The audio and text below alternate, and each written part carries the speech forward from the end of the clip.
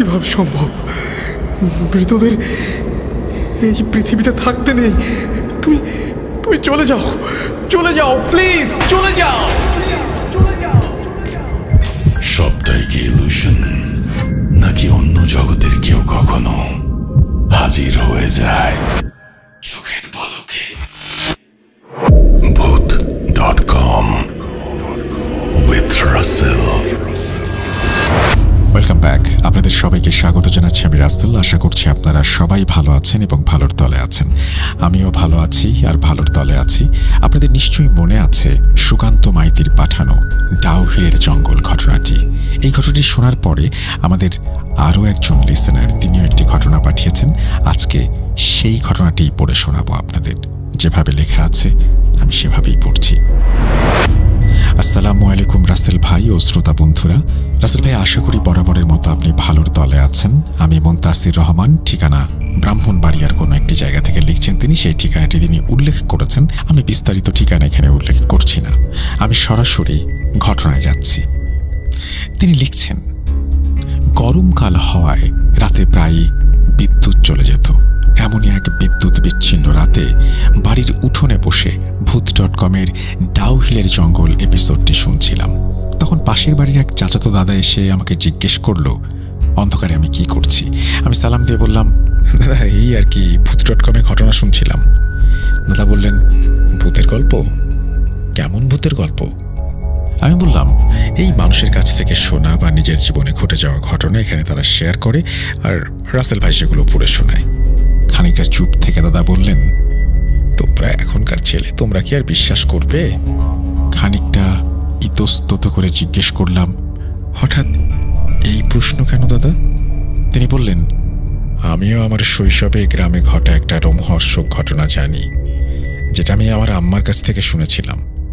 আমি নড়ে চড়ে বসলাম এবং আগ্রহের সাথে তার কাছে ঘটনাটি শুনতে চাইলাম। এও বললাম, আপনি চাইলে ঘটনাটি আমি ভূত.com-এ শেয়ার করতে পারি। দাদার অনুমতি নিয়ে আমি ছদ্মনাম ব্যবহার করে ঘটনাটি শেয়ার করছি। যদি ঘটনাটি সিলেক্টেড হয়, সাইদ সর্দারের প্রতিশোধ শিরোনামে শেয়ার করার অনুরোধ রইল। ঘটনার সুবিধার্থে দাদার নাম ধরে নিচ্ছি রহিম। ভূত.com-এ আমার পাঠানো প্রথম ঘটনা হওয়ায় ঘটনার মাঝের অনাকাঙ্ক্ষিত ভুল ত্রুটিগুলো ক্ষমা সুন্দর দৃষ্টিতে দেখার অনুরোধ করছি। কথা না বাড়িয়ে চলে যাই ঘটনায়। বলছেন রহিম দাদা।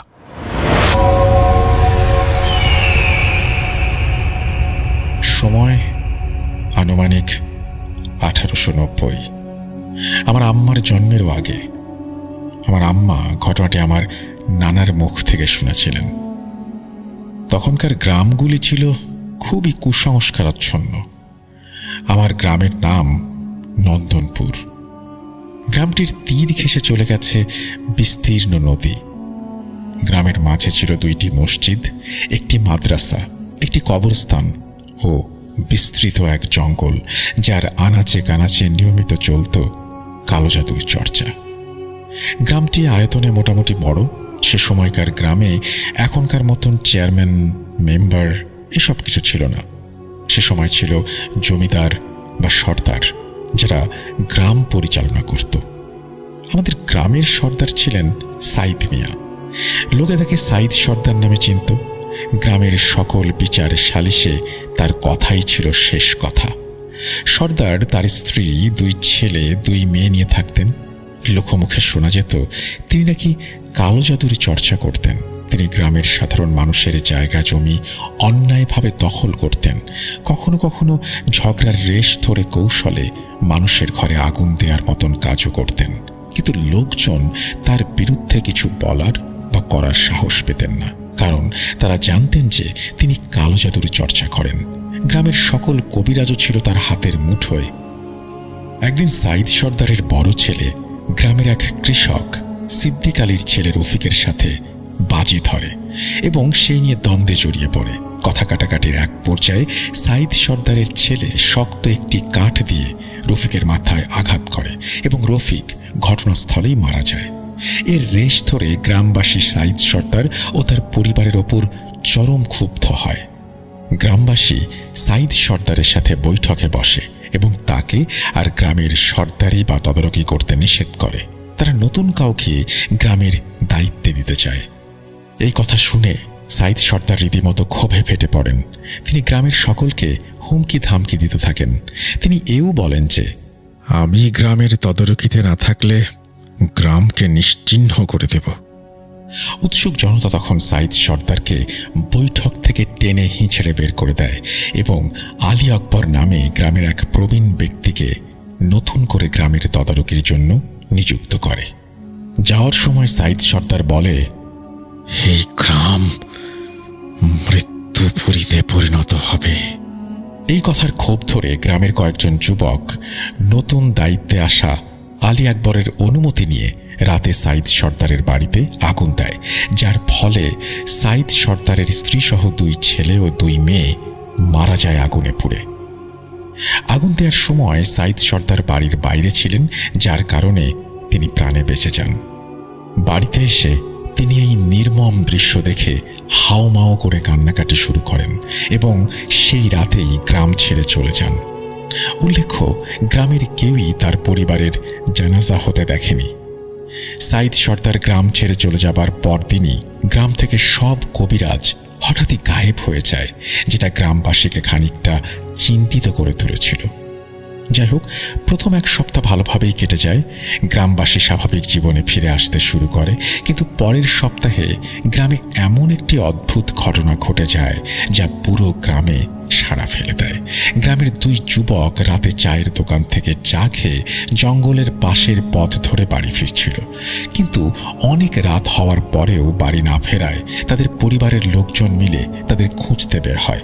খুঁজতে খুঁজতে এক পর্যায়ে গ্রামের জঙ্গলের একটি বটগাছে 2 জনের ঝুলন্ত লাশ দেখতে পায়। আশ্চর্যজনকভাবে তাদের 2 জনেরই চোখ খোলা ছিল। মনে হচ্ছিল যেন তারা ভয়ানক কিছু দেখে ফেলেছে। তার ঠিক 2 দিন পরেই গ্রামের একটি বাচ্চা মেয়ে পানিতে ডুবে 2 জন বয়স্ক রক্তবমি করতে করতে মারা যান। ঘটনাটির ভয়াবহতা দ্বিগুণ হয়ে যায় তখনই যখন গ্রামবাসী দেখে মারা যাওয়া লাশ কবরস্থ করার পর আর কবরে খুঁজে পাওয়া যায় না। লাশগুলো নির্দিষ্ট একটি জায়গায় মাথা নত করে কাউকে কুর্নিশ করার ভঙ্গিতে বসে থাকে, এবং এই নির্দিষ্ট জায়গাটি আর কোথাও নয়। জায়গাটি সেই জায়গা যেখানে সাইদ সর্দারের বাড়ি ছিল। পরবর্তী 4 দিন একে একে 9টি প্রাণ ঝরে যায়। তাদের কেউ পানিতে ডুবে, কেউ আগুনে পুড়ে, কেউ গলায় ফাঁস নিয়ে আত্মহত্যা করে, কেউ বা মুখ দিয়ে অন্য কিছু বিড়বিড় করে বলতে বলতে, অর্থাৎ অন্য ভাষায় কথা বলতে বলতে বা ভয়ানক আওয়াজ করতে করতে মারা যায়। প্রত্যেকেই কবর দেবার পর সেখানে আর থাকে না। যেখানে থাকে সেটা হচ্ছে সাইদ সর্দারের বাড়ি, এবং প্রত্যেককেই মাথা নত অবস্থায় পাওয়া যায়। হঠাৎ 14টি তাজা প্রাণ ঝরে যাওয়ায় গ্রামে নেমে আসে ঘন কালো অন্ধকার, শোকের ছায়া। গ্রামের অন্তঃসত্ত্বা নারীদের বাচ্চা ভূমিষ্ঠ হতো মৃত অবস্থায়। গ্রামের লোকজন পাশের গ্রামে যেতে শুরু করে। সবাই সন্ধ্যার পর বের হওয়া বন্ধ করে দেয়। সন্ধ্যার পর গ্রামটি যেন এক ভয়ানক মৃত্যুপুরীতে পরিণত হয়। গ্রামের জঙ্গল থেকে কর্কশ গলায় চিৎকার ও করুণ আর্তনাদ ভেসে আসত। এটুকু বলতে বলতে বিদ্যুৎ চলে আসে। এশার নামাজের আজান দিয়ে দেয়। দাদা বললেন, এশার ওয়াক্ত হয়ে গেছে, আজ থাক। সময় করে কাল সকালে আমার বাড়িতে এসো, বাকি ঘটনা না হয় কাল বলবো। এটুকু বলে রহিম দাদা চলে গেলেন। রাতটা আমার অনেকটা নির্ঘুম কেটেছিল।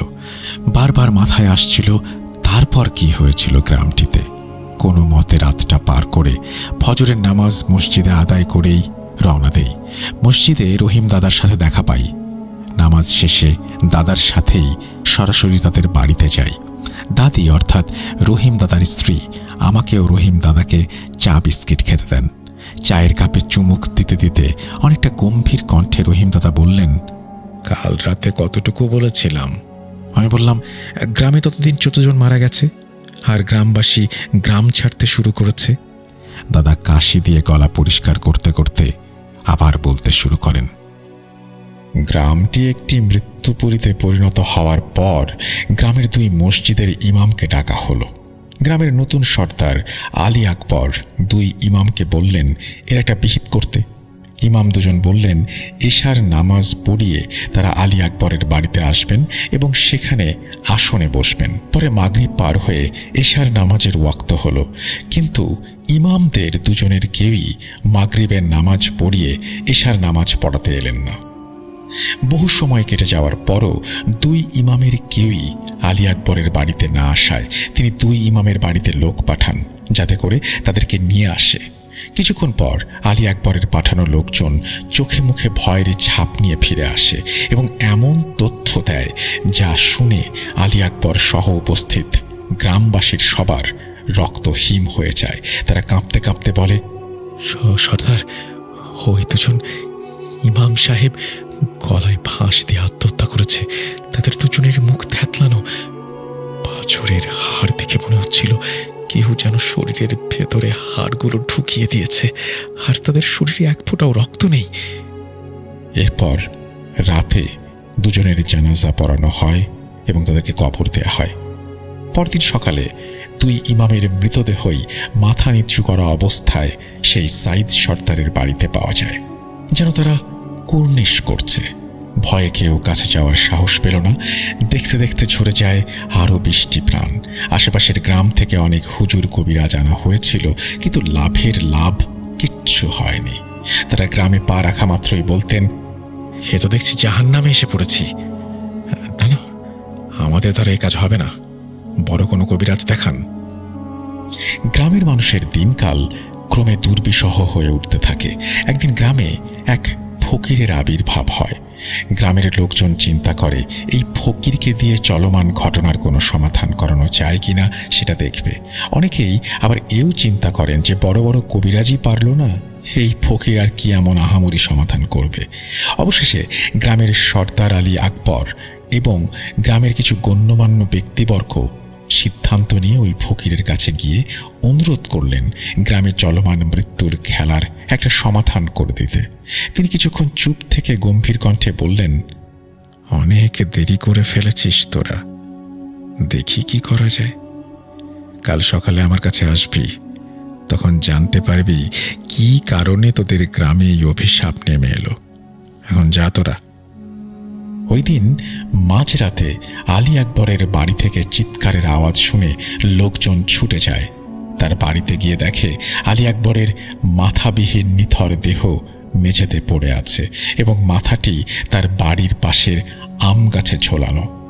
এটা দেখে লোকজন ভয়ে ছুটাছুটি করে যে যার বাড়িতে চলে যায় এবং সকাল হলে সেই ফকিরের কাছে গিয়ে সব ঘটনা খুলে বলে।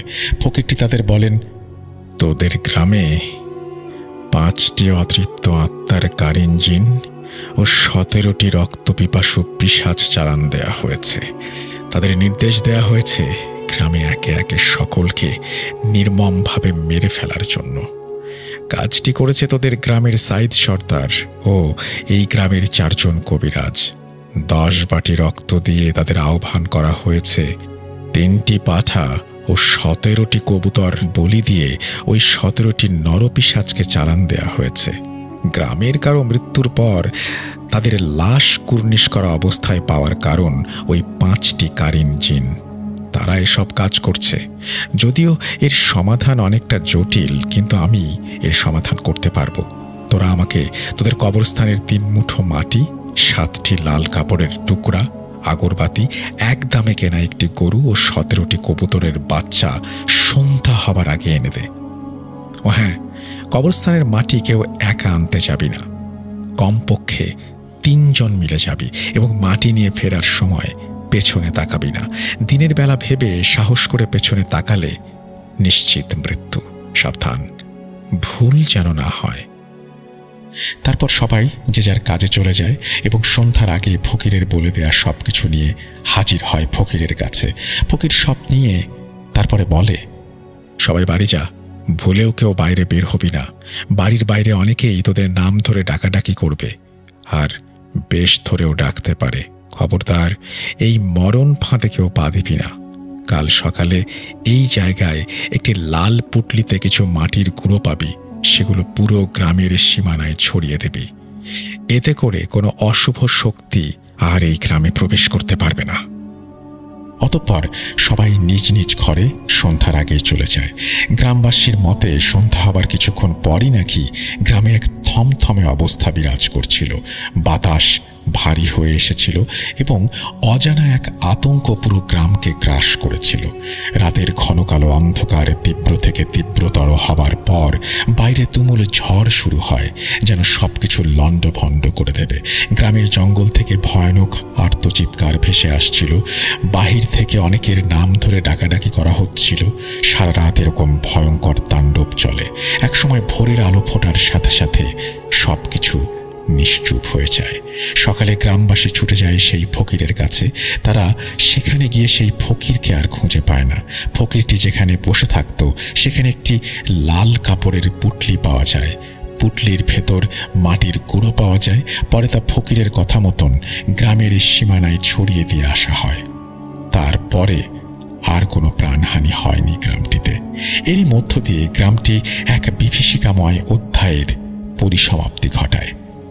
কিন্তু সেই ফকিরের কি হলো? গ্রামবাসী আশেপাশের গ্রামে খোঁজ করেছিল, তার কোনো চিহ্নও পাওয়া যায়নি। সে কি আসলেও এসেছিল? হঠাৎ গ্রামে এসে সবকিছু সমাধান করে এভাবে উধাও হয়ে গেল কিভাবে? সে কি আদৌ মানুষ ছিল নাকি মানুষরূপী কোনো জিন? গ্রামবাসী তা জানতে পারেনি। আর কি হলো সেই সাইদ সর্দারের? 2 গ্রাম পরে একটি গ্রামে তার মাথাবিহীন লাশ বটগাছে ঝুলন্ত অবস্থায় পাওয়া যায়। মাথা পাওয়া যায় বটগাছটির গোড়ায়। ঠিক কি হয়েছিল তার সাথে আজও এক অজানা রহস্য। এটুকু বলেই রহিম দাদা এক দীর্ঘশ্বাস ছেড়ে বললেন, এখন বাড়ি যাও। সকাল পেরিয়ে দুপুর হতে চলল। আমি রহিম দাদাকে সালাম দিয়ে বাড়ির পথ ধরলাম। ফেরার পথে একটি প্রশ্নই বারবার মাথায় ঘুরপাক খাচ্ছিল, কে সেই ফকির? কি বা পরিচয় তার? আদৌ কি সে মানুষ?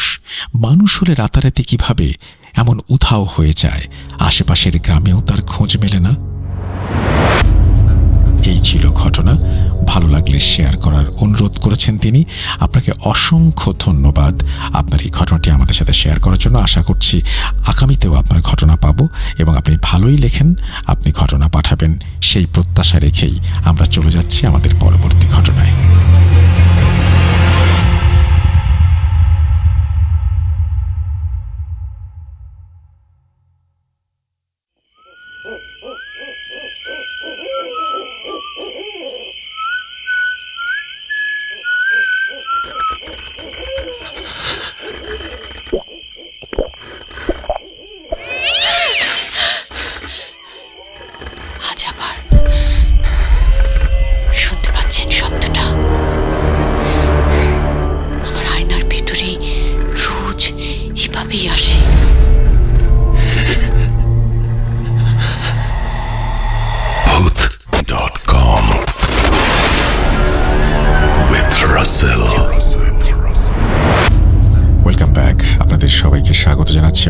আশা করছি আপনারা সবাই ভালো আছেন, ভালোর দলে আছেন। আমিও ভালো আছি, ভালোর দলে আছি। এবার যে ঘটনাটি পড়ব সেই ঘটনাটি যিনি লিখেছেন তিনি এই ঘটনাটির নাম দিয়েছেন রহমতপুরের ছায়া। চলুন দেখি কি আছে ঘটনায়। যেভাবে লেখা আছে আমি সেভাবেই পড়ছি। আসসালামু আলাইকুম রাসেল ভাই, আশা করি ভালোই আছেন। আপনি যেহেতু সবসময় সত্য, মায়া আর রহস্যের পাশে থাকেন, তাই আজকে আপনার সাথে একটা ঘটনা শেয়ার করতে চাই। একটা কাহিনী যেটা আমি আমার আব্বুর মুখ থেকে শুনেছি, কিন্তু শোনার পর থেকে আমার নিজের ঘুম হারাম হয়ে গেছে।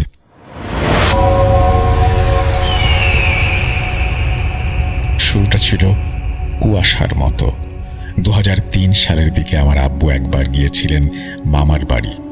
কুষ্টিয়ার খুব কাছে একটা গ্রাম রহমতপুর। সেই গ্রামে তখন একরকম থমথমে অবস্থা, কারণ গ্রামের একমাত্র শিক্ষিত লোক রুহুল আমিন সাহেবের মেয়ে নুসরাত হঠাৎ করেই বদলে যেতে শুরু করেছে। আগে মেয়ে ছিল হাসি খুশি, মিষ্টি স্বভাবের, কিন্তু একদিন বিকেলে পুকুর পাড় থেকে ফিরে এসে সে একদম চুপ হয়ে যায়। নেই কোনো হাসি, নেই কোনো কথা, চোখে শুধু ফাঁকা দৃষ্টিতে তাকিয়ে থাকা। রাতে যখন সবাই ঘুমিয়ে পড়ে তখন টুপ টুপ টুপ মেঝেতে কার যেন পায়ের শব্দ। বাড়ির সবাই ঘুম থেকে উঠে দেখে নুসরাত জানালার পাশে দাঁড়িয়ে, মুখে সাদা ফেনা, চোখ লাল, আর ফিসফিস করে বলছে, ও আমাকে ডাকে, ও আমাকে নিয়ে যেতে চায়। সেদিন ছিল বুধবার, আষাঢ় মাসের একদম শেষ দিক।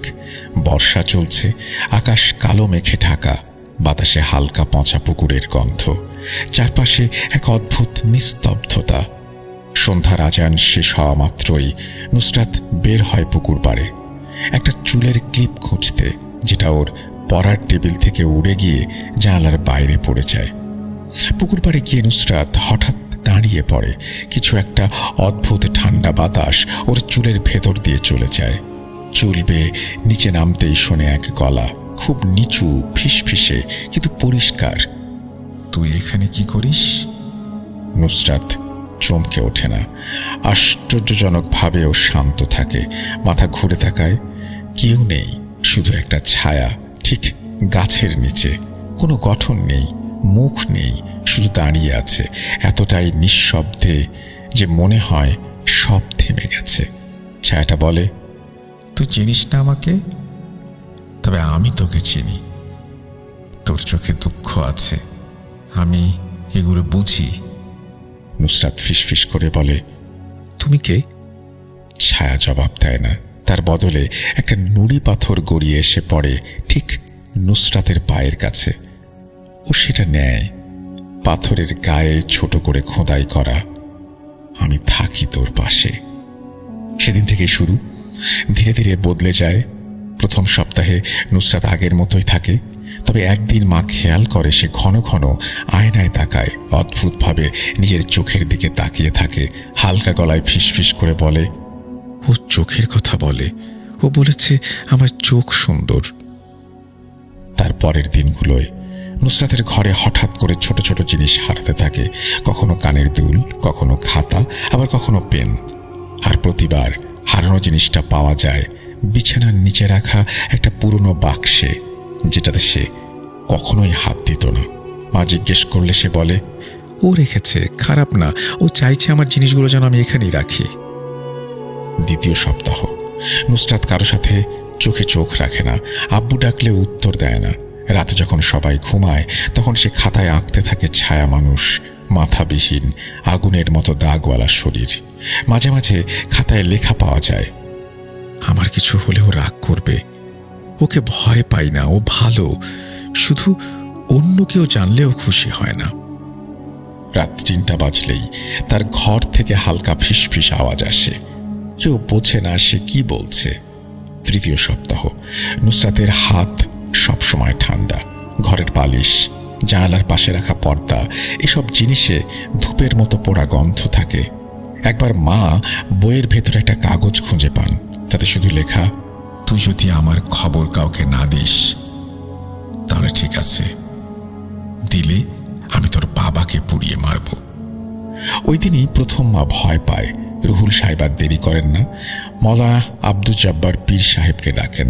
তিনি আসেন ঝিনাইদহ থেকে, হাতে খেজুর পাতায় মোড়ানো তাবিজ। তিনি বাড়িতে ঢুকেই বলেন, এটা ইফরিত জিন, পিশাচ প্রকৃতির, রক্তচোষা, একে কথায় তাড়ানো যাবে না। ৩ দিন ঝাড়ফুঁক চলার পর এক রাতে জিন নিজের অস্তিত্ব জানায়। তার কথায় তাচ্ছিল্য ও অহংকার ফুটে ওঠে। সে পীর সাহেবকে নিয়ে যেমন তাচ্ছিল্য করে, নিজের সম্পর্কে সে বলে, আমি পিশাচ, আমি আগুন। ঘর কাঁপে, বাতি নিভে যায়, কাঁচ ফেটে যায়। পীর সাহেব ৭ দিন সিয়াম রেখে নুসরাতের শরীরে ৩৩ বার ফু দেন। সবচেয়ে বড় আঘাত আসে তখন যখন নুসরাত বলে, সে তো আমার বন্ধু ছিল। এই কথাটার পর ঘরে কিছুক্ষণ চুপচাপ নীরবতা। বাতাস থেমে যায়, যেন বাতাসও শুনছে সেই কথা। পীর সাহেব কিছুক্ষণ চুপ থেকে জিজ্ঞেস করেন, কে বন্ধু মা? নুসরাত মৃদু গলায় বলে, ছায়াটা, হয়তো ও আমাকে বলেছিল আমি সুন্দর, ও আমার চোখে দুঃখ দেখেছিল। সবাই স্তব্ধ। রুহুল সাহেবের চোখে পানি। মা কান্না আটকাবার চেষ্টা করে। পীর সাহেব বলেন, এই বন্ধুত্ব ছিল একতরফা না, একদম হিসেবি। ইফরিতরা এভাবেই মানুষের ভেতরে শূন্যতার সৃষ্টি করে। তুমি ওকে ডাকুনি, ও তোমাকে খুঁজে নিয়েছে। নুসরাতের মাথা এবার নিচু, তার চোখের কোণে একটা অশ্রু, কিন্তু সেই অশ্রুতে আগুনের ঝিলিক। সে ধীরে ধীরে বলে, ও এখন রাগ করেছে। ও বলেছে আমি বিশ্বাসঘাতক, বলেছে আমি ওকে বিক্রি করে দিয়েছি। সেই রাতেই পীর সাহেবের নির্দেশ শুরু হয়। চলে রুকাইয়া। রাত 12টা, ছাদে ঝড়ের শব্দ, ঘরের কাঁচ কাঁপছে, বাতি নিভে গেছে। হঠাৎ নুসরাত চোখ বড় করে চিৎকার করে ওঠে, ও এসে গেছে, ও এখন ভেতরেই আছে। পীর সাহেব তাকিয়ে দেখেন জানালার বাইরে সেই কাঁচটার নিচে একটা ছায়া, আগের চেয়ে অনেক বড়, অনেক ভারী। তার শরীর জ্বলছে না, বরং যেন আলো শুষে নিচ্ছে। পীর সাহেব বলেন, সবাই চুপ, কেউ ভয় পেও না, ও যত বড়ই হোক আল্লাহর নিচে। তিনি মাটিতে একটা দাগ কেটে দোয়া পড়েন। ছায়াটা তখন জানালার গায়ে চেপে আসে। একটা হাড়গিলে চেহারা, মুখ নেই, শুধু ঘন কালো ছায়া। নুসরাত হঠাৎ নিজেই বলে ওঠে, ও বলছে আমি ওকে ডেকেছিলাম, আমি চোখ দিয়ে ওর পথ আটকেছিলাম। পীর সাহেব গম্ভীর গলায় বলেন, এতদিন তোকে নিজের বানাইয়েছিল, এখন তুই আল্লাহর আশ্রয়ে, মেয়েটাকে ছেড়ে দে। তারপর ছুড়ে দেন তাবিজের পানি। ছায়াটা একবার ছটফট করে ওঠে, গাছ কাঁপে, ঝড়ের মতো আওয়াজ হয়। তারপর সব নীরব, নিস্তব্ধ। সবকিছু শান্ত হলে নুসরাত চোখ মেলে তাকায়, ক্লান্ত, শুকনো, কিন্তু চোখে একটা মুক্তির আলো। সে ধীরে ধীরে বলে, আমি জানি ও ফিরবে না, কিন্তু কোথায় যেন একটা শূন্যতা রয়ে গেছে, ওর জায়গাটা কেউ নিতে পারবে না। তারপর সেই পাথরখানা মাটিতে পুঁতে ফেলা হয়, যেটাতে খোদাই ছিল, আমি থাকি তোর পাশে। তো এই ছিল ঘটনা। আশা করছি এই ঘটনাটি ভালো লেগেছে আপনাদের। আমারও মনে হয়েছে যে এই ঘটনাটি আপনাদের ভালো লাগবে, সেই জন্যই শেয়ার করলাম। যারা এতক্ষণ পর্যন্ত শুনছিলেন এই ঘটনাটি, তাদেরকে অসংখ্য ধন্যবাদ। আমরা এখন এমন কিছু ঘটনায় যাব যে ঘটনাগুলো হয়তো আপনারা আগে শুনেছেন বা কখনোই শোনেননি বা আগামীতে শুনবেন, কিন্তু সেই ঘটনাগুলো সবসময়ই সেরা। চলুন শুনে আসি সেরকম কিছু ঘটনা।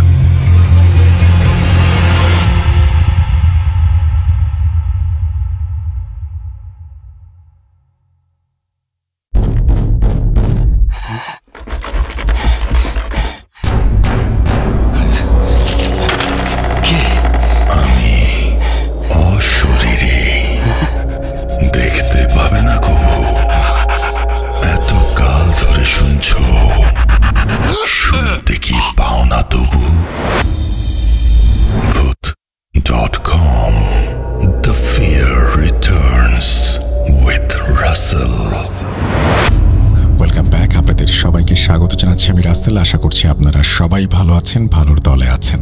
চলুন কথা না বাড়িয়ে সরাসরি ঘটনায় যাওয়া যাক। আসসালামু আলাইকুম রাসেল ভাই, আশা করি ভালো আছেন। অবশ্য আমি জানি আপনি ভালোর দলেই থাকেন। অনেকদিন ধরে ভূত FM শুনেছি, এরপর ভূত.com, বলতে পারেন ঘুমানোর আগে ভূত.com-এর ঘটনা না শুনলে ঘুম আসে না। অনেক আশা ছিল আপনার সাথে দেখা করব, আমার ভাই তার জীবনে ঘটে যাওয়া অনেক ভয়ানক ঘটনার কথা বলবো, কিন্তু সৌদি প্রবাসী হওয়ার কারণে তার হলো না। তাই আপনাকে ইমেল করে ঘটনা পাঠাচ্ছি, আশা করি ঘটনাটি সিলেক্টেড হবে। আমার নাম ফিরোজ আলম, চাঁদপুর জেলার হাইমচুর উপজেলায় আমার বাড়ি। যাই হোক, ঘটনা শুরু করি।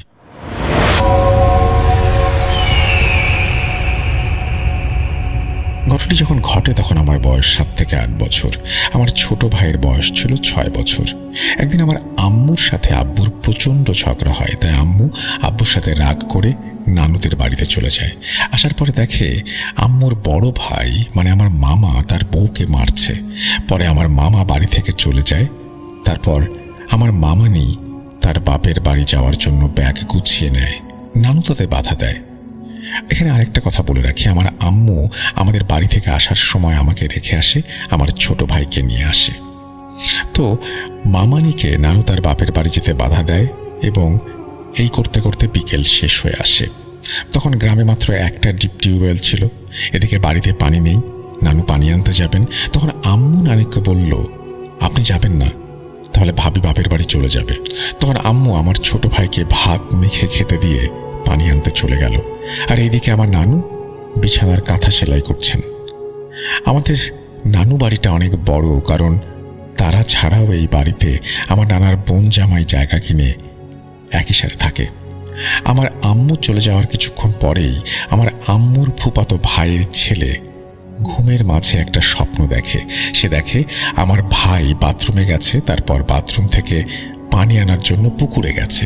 যখন আমার ভাই পুকুরের পাড়ে গেছে, তখন একটা অবয়ব যার মাথা নেই, দুই সিনাতে দুটো চোখ, শরীর জলজল করছে, সে আমার নানু বাড়ির পুকুরে পাড়ের তালগাছ থেকে হাত দিয়ে আমার ভাইকে তালগাছের ওপরে নিয়ে তারপরে আছাড় মেরে নিচে ফেলে দেয়। এটা দেখে আমার আম্মুর ফুফাতো ভাইয়ের ছেলে চিৎকার করে ঘুম থেকে ওঠে। তখন তার আম্মু আব্বু বলে, কি হয়েছে? সে বলে, আমি দেখি ফিরোজা ফুপুর ছেলেকে মেরে ফেলেছে। তখন তার বাবা মা তাকে বকাবকি করে এবং বলে সন্ধ্যাবেলায় ঘুমিয়ে উল্টাপাল্টা সব স্বপ্ন দেখছে। এদিকে আমার আম্মু পানি আনতে গিয়ে তার বান্ধবীর বাসায় আলিফ লালা দেখার জন্য ব্যস্ত হয়ে পড়ে। তারপর সন্ধ্যার পরে বাড়ি আসে, এসে দেখে আমার ভাই নেই। আমার ভাইয়ের নাম ছিল কুদ্দুস। তো আম্মু কুদ্দুস কুদ্দুস বলে ডাকছে, কিন্তু কোনো সাড়া মেলে না। নানুকে বললেন, কুদ্দুস কোথায়? নানু বললেন, কুদ্দুস তো ঘরে ছিল, দেখ কোথায় আছে। এইভাবে আমার ভাইয়ের খোঁজ চলতে থাকে। তখন আমার আন্টি বাড়িতে ছিল, পাশেই তাদের বাড়ি। আমার ভাইকে খুঁজতে লোক পাঠালেন তারা, কিন্তু আমার ভাই কোথাও নেই। আমার নানু বাড়ি থেকে খবর এলো আমাদের বাড়ি থেকে আমার আব্বু এবং আমি সাথে সাথে চলে আসি। আমরাও খুঁজছি কুদ্দুসকে, কিন্তু কোথাও কুদ্দুস নেই। সারা রাতেও কুদ্দুসকে পাওয়া গেল না। পরদিন আমার আম্মুর ফুফাতো ভাইয়ের ছেলে বলে উঠল, আমি এমন একটা স্বপ্ন দেখেছিলাম। তখন আমার আন্টি পুকুরে নেমে কিছুক্ষণ খোঁজার পর দেখে পুকুরের পাড়ের ঝোপঝাড়ের নিচে কিছু একটা দেখা যাচ্ছে। আন্টি আল্লাহ গো বলে একটা চিৎকার দিয়ে ওঠে। সাথে সাথেই দেখে আমার ভাই পুকুরের পাড়ে পড়ে আছে। আমার ভাই ফুলে অনেক মোটা হয়ে গেছে। কি বলবো, আমার ভাইটা ছিল সবার আদরের, দেখতে খুবই সুন্দর, মায়াবী চেহারা। যাই হোক, তারপর তাকে ইসলামী নীতি অনুযায়ী দাফন কাফন করা হয়। আমার ভাইকে কবর দেয়া হয় আমার নানার বাড়িতেই। তাকে মাটি দেওয়ার পরে আমি কোদাল নিয়ে কবরের পাশে চলে যাই তাকে উঠিয়ে নিয়ে আসার জন্য। আসলে তখন আমি বুঝতাম না যে মানুষ মারা যায় সে আর ফিরে আসে না। আমার নানা আমাকে সেখান থেকে নিয়ে যায়। আম্মু কেঁদেই যাচ্ছিলেন। একসময় তিনি ঘুমিয়ে পড়েন। ঘুমের মাঝে উনি ঠিক এইরকম স্বপ্ন দেখেন যেমনটা দেখেছিলেন আমার আম্মুর ফুফাতো ভাই। আম্মু চিৎকার দিয়ে ওঠেন, কান্না করতে থাকেন। ঘটনা যদি এখানে শেষ হতো ভালোই হতো, কিন্তু না। রাত আনুমানিক 2টা। আম্মুর চোখে ঘুম নেই ভাইয়ের মৃত্যুতে। আম্মু দেখেন হঠাৎ ঘরের দরজা নিজে নিজে খুলে গেল। ঘরের মধ্যে একটা অবয়ব প্রবেশ করল। আম্মু এবং তার ফুফাতো ভাইয়ের ছেলে যেমনটা স্বপ্নে দেখেছিলেন। আম্মু তখন চিৎকার দেওয়ার চেষ্টা করলেন, কিন্তু মুখে কোনো শব্দ আসছিল না। আম্মুর শরীরও কাজ করছিল না। আম্মু অবয়বটাকে দেখলেন, আস্তে আস্তে তার দিকে আসছে। ঠিক আম্মুর পাশে এসে অবয়বটি আমার দিকে তাকায়, আমাকে নেয়ার জন্য হাত বাড়ায়। তখনই আম্মু আল্লাহর নাম নিয়ে চিৎকার দেন। বাড়ির সকলে ছুটে আসে। আম্মুর মাথায় পানি দেয়া হয়। আম্মু একসময় জ্ঞান হারিয়ে ফেলেন। জ্ঞান ফিরে পাবার সাথে সাথে আমাকে দেখতে চান। সবাই কি হয়েছে বললে আম্মু তখন সবাইকে এই ঘটনা খুলে বলেন। এর ঠিক 1 বছর পরে আমার বড় মামার ছেলে, যার নাম ছিল আলামিন, সে আমার ছোট মামার সাথে গরুকে গোসল করাতে নিয়ে যায়। মামাতো ভাইয়ের বয়স তখন ছিল 6। আমার মামাকে আলামিন বলে, কাকা আমি মণ্ডল খাবো। আসলে মণ্ডল হচ্ছে একটা ফল। এটাকে অন্য এলাকায় অন্য নামও দিয়ে ডাকতে পারে। মামা বলল, ঠিক আছে তুমি বাড়িতে যাও, আমি গাছ থেকে পেরে নিয়ে আসবো। মামা দুপুরে গরুকে গোসল করিয়ে বাড়িতে আসেন এবং মণ্ডল নিয়ে আসেন আলামিনের জন্য। কিন্তু আলামিনের কোনো সারা শব্দ নেই। নানু বলে, আলামিন তো তোর সাথেই গেল। মামা বলেন, আমি তাকে অনেকক্ষণ আগে বাড়ি পাঠিয়ে দিয়েছি। সবাই তাকে খুঁজতে বের হয়। পুকুরের পানিতেও তাকে খুঁজে পাওয়া যাচ্ছে না। সব বাড়িতে খোঁজা হচ্ছে। অবশেষে আম্মুর সেই ফুফাতো ভাইয়ের ছেলেকে জিজ্ঞেস করা হয় সে কোনো স্বপ্ন দেখেছে কিনা। সে বলে, না আমি তো কোনো স্বপ্ন দেখিনি, তবে আমি দেখেছি আলামিন আমাদের বিলের কাছে আছে। একটা লোক যাকে আমি আগে কখনো দেখিনি তার সাথে খেলা করছে। কিন্তু কি আশ্চর্য ব্যাপার, সেই লোকটির মুখ আমার মাথায় কিছুতেই আসছে না। তখন কারো কিছু বুঝতে বাকি রইল না। সবাই আমার ভাইয়ের সাথে ঘটে যাওয়া সেই ঘটনাগুলোকে স্মরণ করল। সবাই আলামিনকে খুঁজতে থাকে। হঠাৎ নানুর চোখ পড়ে ছোট্ট একটা কুয়ার দিকে, যেটাতে হাঁটু সমান পানি। নানু সেখানে যান এবং দুটো পা দেখতে পান। নানু লাফ দিয়ে সেখানে নামেন, চিৎকার করে সবাইকে ডাকেন, আলামিনকে মেরে ফেলেছে। মাথাটা মাটির দিকে, পাটা ওপরের দিকে। কত কষ্টই না পেয়েছে ছেলেটা। আলামিনকেও আমার ভাইয়ের পাশেই দাফন করা হয়। কবিরাজ আসে, বাড়ি বন্ধ করতে চায়, কিন্তু কি লাভ? আচ্ছা, এতক্ষণ যে ছেলেটার কথা বলছি, আমার আম্মুর ফুফাতো ভাই, তার সম্পর্কে এখন বলি। তার নাম ছিল খলিল। আলামিন মারা যাওয়ার কিছুদিন পর খলিল ভাই কাজের জন্য ঢাকা চলে যান এবং একটা বেকারিতে কাজ নেন। এভাবে সবকিছু ঠিকঠাকই চলছিল, কিন্তু সে মাঝে মাঝেই ওই অবয়বটিকে দেখত। একদিন বাড়িতে খবর আসে খলিল ভাই হাসপাতালে আছেন। তার পরিবার ছুটে যায় ঢাকায় সেই হাসপাতালে। পরে আমরা বাড়ি থেকে জানতে পারি খলিল ভাই মারা গেছেন। রাত 2টার দিকে খলিল ভাইয়ের লাশ বাড়িতে নিয়ে আসা হয়। পরে তাকে আমি দেখতে চাই। আম্মু আমাকে বারবার নিষেধ করেছিলেন, কিন্তু আমি তাও দেখতে চাই। আমি দেখি খলিল ভাইয়ের বুকের ওপর একটা বড় গর্ত, এবং সেই গর্ত দিয়ে তার ফুসফুস, কলিজা, নাড়িভুড়ি সব দেখা যাচ্ছে। আমি দেখে খুব ভয় পাই। খলিল ভাইয়ের পরিবারের কাছ থেকে আমি জানতে পারি খলিল ভাই মারা যান রুটি বানানোর মেশিনের ভেতর পড়ে। কিন্তু এরকমটা হওয়ার কথা ছিল না। কিভাবে হলো কেউ বুঝতে পারছে না। এদিকে বেকারির মালিকরাও কিছু বুঝতে পারছে না। তারা কিছু অর্থনৈতিক সহযোগিতা করে। এরপর থেকে এই অবয়ব নিয়ে আর তেমন কিছু ঘটেনি। আমার মনে হয় যারা ঘটনাটি শুনলেন কতটা ভালো লেগেছে জানি না। যদি ভালো লাগে অবশ্যই আমাদের জানাবেন, ভালো না লাগলেও আমাদের জানাবেন, এবং আমাদের সাথেই থাকবেন যদি ভালো লাগে প্রথম থেকে শেষ পর্যন্ত।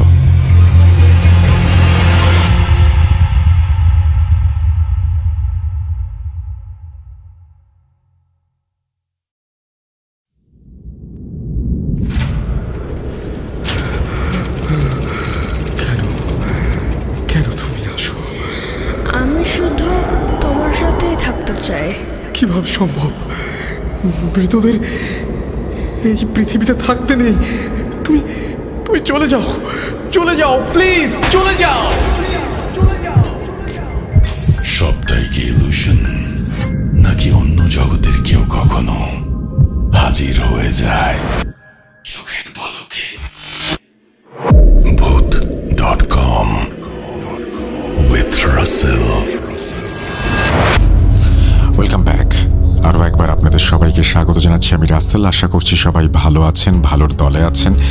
228তম এপিসোড Bhoot.com-এর অপেক্ষার পর আবারও ফিরে আসা, এবং এই অপেক্ষার ভেতরে এক ধরনের আনন্দ আছে। আর সেই আনন্দের জন্যই বারবার ফিরে আসতে চাই, বারবার ফিরে আসতে হয়। আমরা চলে যাব আমাদের প্রথম ঘটনায়। তার আগে বলি আমাদের ইমেল অ্যাড্রেস আগের মতোই russell.bhoot.com@gmail.com।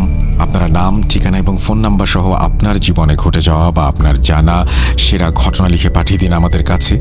ঘটনার শুরুতে অবশ্যই উল্লেখ করুন যে ঘটনাটি আপনি স্টুডিওতে এসে শেয়ার করতে চান, নাকি আপনি চান আপনার ঘটনা আমরা পড়ে শোনাই। ঈদের আর মাত্র কয়েকটি দিন বাকি, এবং আমি বিশ্বাস করি যে যারা ঈদে ঢাকা ছাড়বেন বা পৃথিবীর বিভিন্ন প্রান্ত থেকে ঢাকা ফিরবেন বা বিভিন্ন জায়গা থেকে এক কথায় বলতে গেলে দেশের বাড়িতে যাবেন, তারা অলরেডি প্রস্তুতি গ্রহণ করে ফেলেছেন, করছেন এবং করবেন। আপনাদের সবার জন্য অনেক অনেক শুভকামনা। আমাদের ঈদের এপিসোডটি জমজমাট করতে চাই, সেজন্য আপনাদের সহযোগিতা প্রয়োজন। ঘটনা পাঠিয়ে দিন। আমরা চলে যাব আমাদের প্রথম ঘটনায়। যেভাবে লেখা আছে আমি সেভাবেই শুরু করছি। আসসালামু আলাইকুম রাসেল ভাই। ওয়ালাইকুম সালাম। তারপর তিনি লিখছেন, আশা করি ভালো আছেন, কারণ বরাবরের মতোই আপনি ভালোর দলে। আজকে আমি Bhoot.com-এ আমার প্রথম ঘটনা শেয়ার করছি। আশা করি ঘটনাটি সিলেক্টেড হবে, কারণ ঘটনাটি অনেক রোমহর্ষক এবং ভয়ানক। বেশি কথা না বাড়িয়ে মূল ঘটনায় চলে যাই। ঘটনাটি মূলত আমার এক পরিচিত ভাইয়ের কাছ থেকে শোনা। এই ঘটনাটির স্থান হচ্ছে কুয়াকাটা, সেখানকার একটি ট্যুরিস্ট স্পট আছে মিস্ত্রিপাড়া কেন্দ্রিক স্থানে। সেখানকার পুরনো একজন মেম্বার আমার ভাইয়ের শ্বশুর অর্থাৎ আমার তালুই হন। সঙ্গত কারণে তার নামটি আমি প্রকাশ করতে চাচ্ছি না। মূল ঘটনা হচ্ছে তার বাড়ির পাশে একটি ছোট্ট ডোবাকে নিয়ে। তার ওই ডোবা মূলত তার নলকূপ বা আমরা স্থানীয় ভাষায় চাপকল বলে থাকি, ওটার পানি দ্বারা সৃষ্ট। ডোবায় হাঁটু পরিমাণ পানি ছিল বা সর্বোচ্চ কোমর পরিমাণ পানি ছিল। সেই ডোবায় অনেক রকমের ছোট ছোট মাছ, যেমন উটকল মাছ, চ্যাং মাছ, টাকি মাছ এবং অন্যান্য পুঁটি মাছ সহ কিছু কিছু মাছ ছিল। তো আমাদের ওখানকার একজন তালুই মশাইয়ের অনুমতি নিয়ে সেই ডোবায় পানি সেচ করে পাম্পের সাহায্যে উঠিয়ে সেখান থেকে মাছ ধরার সিদ্ধান্ত নেয় এবং পরদিনই কাজটি করা হয়। এবং যথারীতি সেখান থেকে অনেক টাকি মাছ, চ্যাং মাছ পাওয়া যায় এবং গ্রামের ছোট ছোট ছেলেমেয়েরাও সেখানে এসে মাছ নিতে থাকে। এক পর্যায়ে সেখানকার একজন লোক, যার নাম ছদ্মনাম হিসেবে ব্যবহৃত আজিজ মিয়া, সেখানে দেখতে পান পানির মধ্যে একটি বড় শোল মাছ। মূলত এই ডোবার মধ্যে এত বড় মাছ কেউ কল্পনাও করতে পারেনি, কারণ শুধু একমাত্র ওই মাছটা ব্যতীত সকল মাছ ছিল ছোট ছোট। তো আজিজ মিয়া সেই মাছটি ধরার চেষ্টা করেন এবং তিনি অদ্ভুতভাবে কয়েকবার হোঁচট খান, কিন্তু কয়েকবার চেষ্টায় তিনি মাছটিকে ধরতে পারেন। তিনি যখন মাছটিকে হাতে নেন, তিনি দেখেন মাছটি অন্যান্য মাছের থেকে বিশাল আকৃতির এবং তার চোখ অস্বাভাবিকভাবে লাল হয়ে আছে। বিষয়টি তিনি সাধারণভাবেই নেন। তিনি তার মাছগুলো একটি আড়তে নিয়ে গিয়ে একজন জেলের কাছে বিক্রি করে দেন এবং ভালো টাকা আয় করেন। ওই দিন রাতেই তিনি স্বপ্ন দেখেন যে একটি কবুতর তার দিকে তাকিয়ে আছে এবং হঠাৎ করে সে উড়াল দিয়ে চলে যাচ্ছে এবং তিনি তা লাফ দিয়ে ধরতে গেলেই তা উড়ে চলে যায়। পরদিন সকালবেলা তার 5 বছরের ছেলে, যে তার মামার বাড়ি বেড়াতে গিয়েছিল, সেখান থেকে সে হারিয়ে যায় এবং অনেক খোঁজাখুঁজির পর সেই দিন সন্ধ্যাবেলা পাশের গ্রামের একটি ছাড়া বাড়ির পুকুরে সেই বাচ্চাটিকে মৃত অবস্থায় পাওয়া যায়। আজিজ মিয়া পরবর্তীতে তার ছেলে হারানোর শোকে পাগলের মতো হয়ে যান। মূল কাহিনী এখনো শুরুই হয়নি।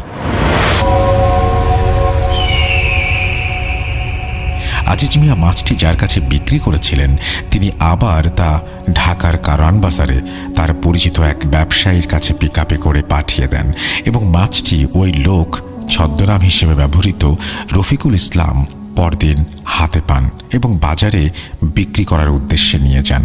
রফিকুল সাহেব যখন মাছগুলো বিক্রি করতে নিয়ে যান, তখনই দেখেন যে মাছগুলোর মধ্যে একটি অস্বাভাবিকভাবে তার দিকে তাকিয়ে আছে এবং তার চোখ লাল হয়েছে, যেমন তাকে খেয়ে ফেলবে। এবং তিনি মাছগুলো খুবই ভালো দামে একজন ভদ্রলোকের কাছে বিক্রি করেন। ভদ্রলোক মাছগুলো নিয়ে তার বাসায় চলে যান। ভদ্রলোকের ছদ্মনাম ব্যবহার করছি ওমর ফারুক নামে।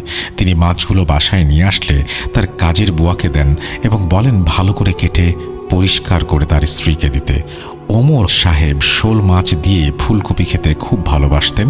কাজের বুয়া যখন মাছগুলো কাটতে যাবে, তখন দেখে একটি মাছ খুব বেশি ছটফট করছে। এমনকি মাছটিকে কাটতে গিয়ে কাজের বুয়া আহতও হন। মাছটির মাথা থেকে দেহ আলাদা করার পরও যেন মাছটি মরছে না। অতঃপর বেশ কিছুক্ষণ পর মাছটি মারা গেলে তা ভালোভাবে কেটে পরিষ্কার করে কাজের বুয়া ওমর ফারুক সাহেবের স্ত্রীর কাছে নেন। ওমর ফারুক সাহেবের স্ত্রী মাছগুলো খুব সুন্দর করে রান্না করেন। দুপুরে ওমর সাহেব খেতে আসছিলেন। তিনি বলেন, কই গো, আমার সকালে বাজার থেকে আনা তাজা শোল মাছগুলো কোথায়? তাড়াতাড়ি দাও, ক্ষুধায় পেটের ইঁদুরগুলো ছটফট করছে। পরে ওমর ফারুক সাহেবের স্ত্রী মাছগুলো তাকে দিলে খুব স্বাদ করে, খুব তৃপ্তি নিয়ে তিনি তা খান। সেদিন রাতেই ফারুক সাহেবের স্ত্রীর চিৎকার শুনে ফারুক সাহেবের ঘুম ভেঙে যায় এবং তিনি দেখেন যে তার স্ত্রী খাট থেকে পড়ে ফ্লোরে কেমন গোঙাচ্ছেন। ফারুক সাহেব সাথে সাথে তার স্ত্রীকে ধরে জোরে জোরে আয়াতুল কুরসি পড়তে থাকেন। কিছুক্ষণের মধ্যেই তার স্ত্রী স্বাভাবিক হয়ে ওঠেন এবং বলেন, আমাকে বাঁচাও, ওরা আমাকে মেরে ফেলতে চায়। ও বলেছে যে যে তার সাথে এই অন্যায় করেছে সে প্রত্যেকের প্রতিশোধ নেবে। ও আমাকেও রাখবে না, কাউকেই ছাড়বে না। বলে রাখা ভালো, ওমর ফারুক সাহেব মূলত মাদ্রাসা লাইনের শিক্ষার্থী ছিলেন এবং তিনি কুরআনের হাফেজও ছিলেন। তিনি অনেক কিছুই জানতেন এই সমস্ত বিষয়ে, কিন্তু জিন বিষয়ক কোনো কাজ এখন পর্যন্ত তিনি করেননি। তারা ওই রাতটা কোনো মতে পার করেন ভয়ে ভয়ে। পরদিন ওমর ফারুক সাহেব তার পরিচিত একজন আলেমের সাথে কথা বলেন এবং তিনি জানান তিনি আসরের নামাজের পর তাদের বাসায় আসবেন। আলেম সাহেব যথারীতি আসরের নামাজের পরেই বাসায় চলে আসেন এবং ওমর সাহেব সবকিছু গুছিয়ে বলেন এবং আলেম সাহেব বলে ওঠেন, বুঝতে পেরেছি, এটা নিশ্চয়ই কোনো শয়তানের কাজ।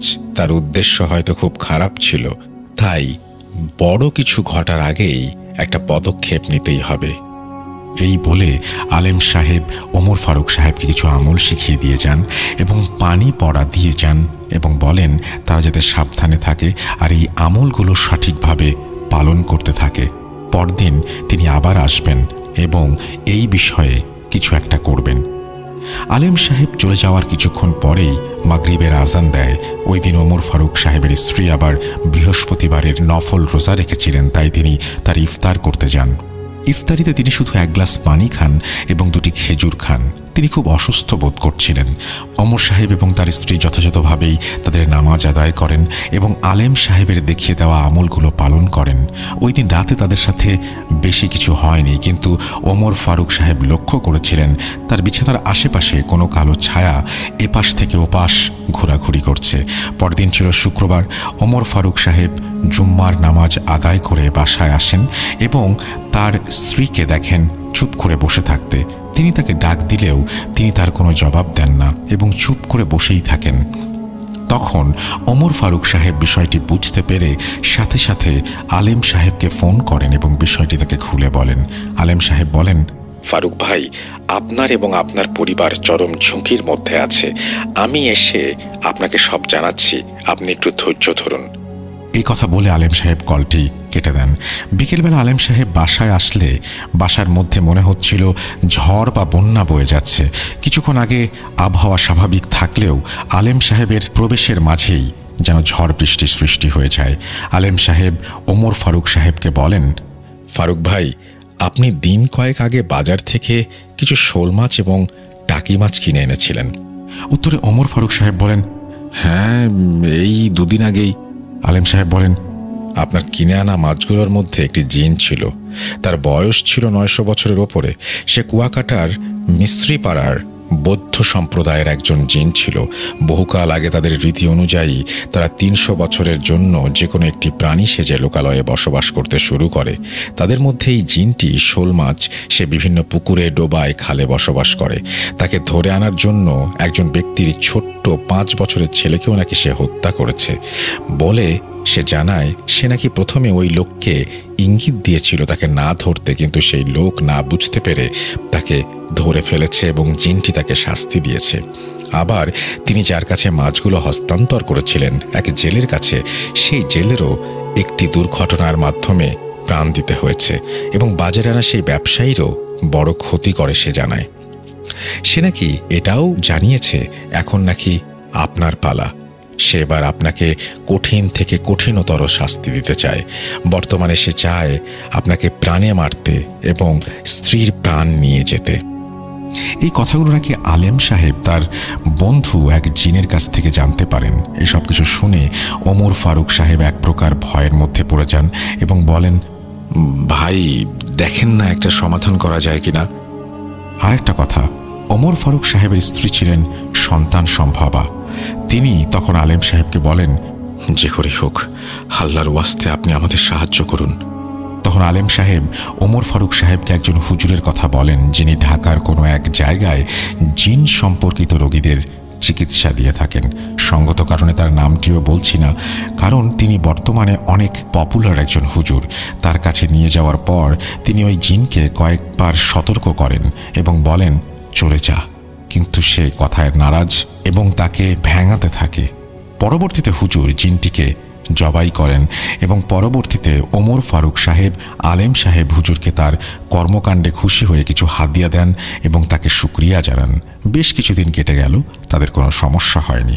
কিন্তু ঘটনা এখানেই শেষ হয়নি। জিনটির আরেকজন আত্মীয় জিন ওমর ফারুকের ওপর ক্ষিপ্ত হয়ে ওঠে এবং তার ক্ষতি করার পরিকল্পনা করতে থাকে। ওমর ফারুক সাহেবের স্ত্রী যখন ডেলিভারির সময় হয় তখন তারা দুজনে মিলে তাদের গ্রামের বাড়ির সৈয়দপুরে চলে যান। সেখানে তাদের অনেক পুরনো এক দাদা ছিল। ওমর ফারুক সাহেব একদিন বাজারে যান, যা তাদের বাড়ি থেকে অনেকটা দূরে। তখন রাত প্রায় 10টা কিংবা 11টা। তার মোবাইলে কল আসে। সে তার স্ত্রীর প্রসব বেদনার কথা জানতে পারেন এবং ব্যবস্থা করেন এবং তার একটি ছেলে সন্তান হয়। খুব আকস্মিকভাবে ঘটনাটি ঘটলে সে আনন্দে আত্মহারা হয়ে যায় এবং সেখানকার বাজারের একটি মিষ্টির দোকান থেকে মিষ্টি কিনে হাসি মুখে বাড়ির উদ্দেশ্যে রওনা দেয়। পথিমধ্যে সে একটি ঘটনার শিকার হয়। তার উপর ওই আত্মীয় জিনটি আরও কিছু কাফির জিনদের চালনা করে দেয় এবং পথিমধ্যে ওমর ফারুক সাহেবের বাইকটি অ্যাক্সিডেন্ট করে এবং ওমর সাহেব মাটিতে ছিটকে পড়ে যান। তার বাইকের ড্রাইভার যিনি ছিলেন তিনি মাথায় আঘাত লাগার কারণে অজ্ঞান হয়ে পড়েন, কিন্তু ওমর ফারুক সাহেবের অতটা আঘাত লাগেনি, কারণ সে রাস্তা দিয়ে ছিটকে মাটিতে পড়ে যায়। উঠে দাঁড়াতেই এসে দেখতে পায় আশেপাশে যেমন অন্ধকার হয়ে আছে এবং গাছগুলো ঝড়ের মতো ঝাপটাঝাপটি করছে। সে দেখতে পায় তার সামনে তার স্ত্রীর মতো একটি অবয়ব আসে এবং সে বলতে থাকে, সবার কপালে ভোগ আছে, কেউ ছাড়া পাবি না। তোদের না মারলে আমার পেটের ভাত হজম হবে না। এই বলে সে ওমর ফারুক সাহেবকে একটি চড় মারে। চোখ খুলতে ওমর ফারুক সাহেব দেখতে পান তিনি তার দাদু বাড়িতে এবং তার চারপাশে আত্মীয় স্বজন এবং স্ত্রীর কোলে তার ফুটফুটে সেই বাচ্চাটি। ওমর ফারুক সাহেব কিছু বলতে গেলেই তার বৃদ্ধ দাদি তাকে বলেন, তুই শুয়ে থাক বাবা, হুজুর বলেছেন তোকে আরাম করতে, ঘরের বাইরে না যেতে। মূলত সেখানকার একজন মসজিদের ইমাম তার চিকিৎসার জন্য সেদিন রাতেই তার বাসায় আসেন এবং ওমর ফারুক সাহেবের এই অবস্থা দেখে তাকে একটি তাবিজ দিয়ে যান এবং কিছু দোয়া কালাম আর আমল দিয়ে যান। কিন্তু ওমর সাহেবের যে দুর্বলতা তা কিছুতেই কমছে না। সে শুধু মুখ নাড়িয়ে কিছু কথা বলতে পারছে, তাছাড়া তার কোনো শক্তি সে উপলব্ধি করতে পারছে না। সে দুঃখ কষ্ট নিয়ে তার দাদিকে বলে, আর সহ্য হয় না, আমার বাচ্চাটা একটু কোলে নিব, একটু দেখবো চেহারাটা, তাও পারছি না। আল্লাহ খোদা আমাকে রহম করো। তার দাদি বলে ওঠেন, দুঃখ পাস না দাদু, আমরা তো চিকিৎসার ব্যবস্থা করছি, তুই তাড়াতাড়ি সুস্থ হয়ে যাবি আর সব ঠিক হয়ে যাবে, আল্লাহর উপর ভরসা রাখ। সেদিন রাতেই ওমর সাহেব ঘুমের মধ্যে দেখতে পান একটি বাচ্চা ছেলে, তার বয়স 4 থেকে 5 বছর হবে। সেই বাচ্চাটি তাকে ঘুমের মধ্যে বলছে, আব্বু আমার সাথে আসো, এই দিকে চলো, আমরা ওখানে যাব। ওমর ফারুক সাহেব ঘুমের মধ্যেই চলতে শুরু করেন এবং তিনি স্বপ্নের মধ্যে দেখছিলেন বাচ্চাটি তাকে ডাকছে এবং সে ঘুমের ঘোরের মধ্যেই বাচ্চাটির পেছন পেছন হাঁটতে হাঁটতে তাদের পুরনো এক পুকুরের পাড়ে এসে দাঁড়ান এবং সেখানে হঠাৎ তার ঘুম ভেঙে যায় এবং তিনি দেখতে পান যে তিনি বাসায় নেই, তিনি অন্য একটা স্থানে এসে পড়েছেন। পরবর্তীতে তিনি কিছু ভেবে ওঠার আগেই তার কানে শব্দ আসতে থাকে, তোর দিন শেষ, তোকে এখন পরলোক গমন করতে হবে, তোকে এমনভাবে মারব আমার বুবুকে যেভাবে মেরেছিলি তার থেকেও নির্মমভাবে তোকে মরতে হবে। এই বলে হঠাৎ করে তার পেছন থেকে একটি হাত এসে তাকে ধাক্কা দেয় এবং তিনি পানিতে পড়ে যান। পানিতে চুবানি খেতে থাকা অবস্থায় তিনি দেখতে পান তার মা পুকুর পাড়ে এসে তাকে বলছে, না রে বাবা, আমাকে ক্ষমা কর, আমাকে ক্ষমা কর, আমি অনেক চেষ্টা করেও তোকে বাঁচাতে পারছি না রে বাবা, ওরা তোকে বাঁচতে দিবে না। এই বলে তার মাও হাওয়ায় মিলিয়ে যায় এবং সে চুবানি খেতে খেতে তার পায়ে কি যেন একটা টান অনুভব করেন। তিনি চেষ্টা করেও পানি থেকে উপরে উঠতে পারছেন না। এক পর্যায়ে ওমর ফারুক সাহেব শেষ নিঃশ্বাস ত্যাগ করেন এবং তিনি সেখানেই মারা যান। পরদিন থেকে বাসায় খুঁজে না পেয়ে গ্রামের লোকেরা খুঁজতে খুঁজতে এই পুকুরের মাঝখানে এসে লাশটি দেখতে পায়। বাসায় দুঃখের বন্যা বয়ে যায়। তারপর সবাই ধর্মীয় নীতি অনুসারে তাকে গোসল করিয়ে তার দাদার কবরের পাশে তাকে দাফন করে। তারপর বেশ কিছুদিন কেটে যায়। ওমর ফারুক সাহেব দুনিয়াতে নেই। বলে রাখা ভালো, ওমর ফারুক সাহেবের সেই পরিচিত আলেম সাহেব হঠাৎ একদিন উধাও হয়ে যান এবং তাকে আর কোথাও খুঁজে পাওয়া যায় না। তার পরিবার ভেবে নিয়েছিল তিনি হয়তো মারা গিয়েছেন। একদিন ওমর ফারুক সাহেবের মারা যাওয়ার প্রায় 6 মাস হতে চলল। ওমর ফারুক সাহেবের স্ত্রী স্বপ্নে ওমর ফারুক সাহেবকে দেখতে পান এবং ওমর ফারুক সাহেব বলেন, আমাকে ক্ষমা করে দিও, আমি জেনে বুঝে তোমাদের বিপদের মুখে ফেলে গিয়েছি, আল্লাহ মাফ করুক। এবং সে আরও স্বপ্নে বলে যে জিনটি এতেও শান্ত হয়নি, সে তার বোনের প্রতিশোধ নিতে ওমর ফারুক সাহেবের ছেলে ক্ষতি করতে পারে। সেই স্বপ্নের মধ্যে তিনি বলে যান ওই হুজুরের কথা যার মাধ্যমে তার প্রথম জিনটির কাছে তিনি রেহাই পেয়েছিলেন। ও আরেকটি কথা বলতে ভুলেই গিয়েছি, তখন ওমর ফারুক সাহেবের স্ত্রী তার বাবার বাসায় ছিলেন। তিনি তৎক্ষণাৎ সেই হুজুরের ব্যাপারে সন্ধান করেন এবং তার কাছে গিয়ে বিষয়গুলো জানান। হুজুর তার জিনের মাধ্যমে ওই জিনগুলোকে আটক করেন এবং বোতলবন্দি করে সিলেটের কোনো এক মাজারে দেখিতে ফেলে আসেন। আস্তে আস্তে তাদের এই দীর্ঘদিনের সমস্যার সমাধান হতে থাকে।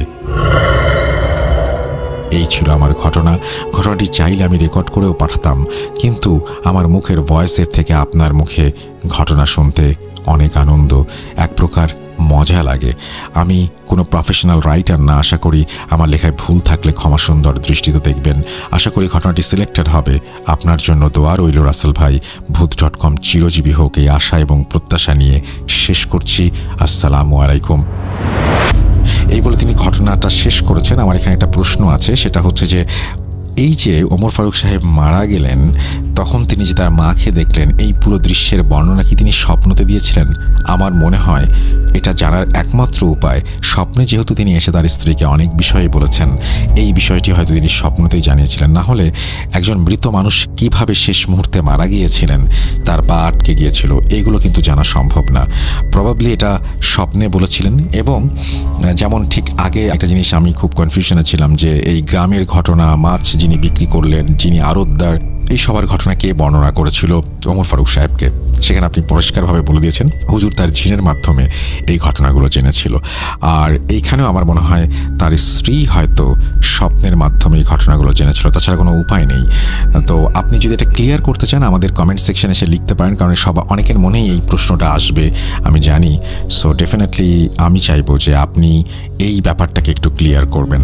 আমরা চলে যাব আমাদের পরবর্তী ঘটনায়। আশা করছি আমাদের ঘটনা আপনাদের ভালো লাগছে। যদি ভালো লাগে অবশ্যই আমাদের জানাবেন, যদি ভালো না লাগে সেটাও আমাদের জানাবেন। আমরা পরের ঘটনায় যাচ্ছি। ভূত.com 228তম এপিসোড। আমি রাসেল আছি আপনাদের সাথে।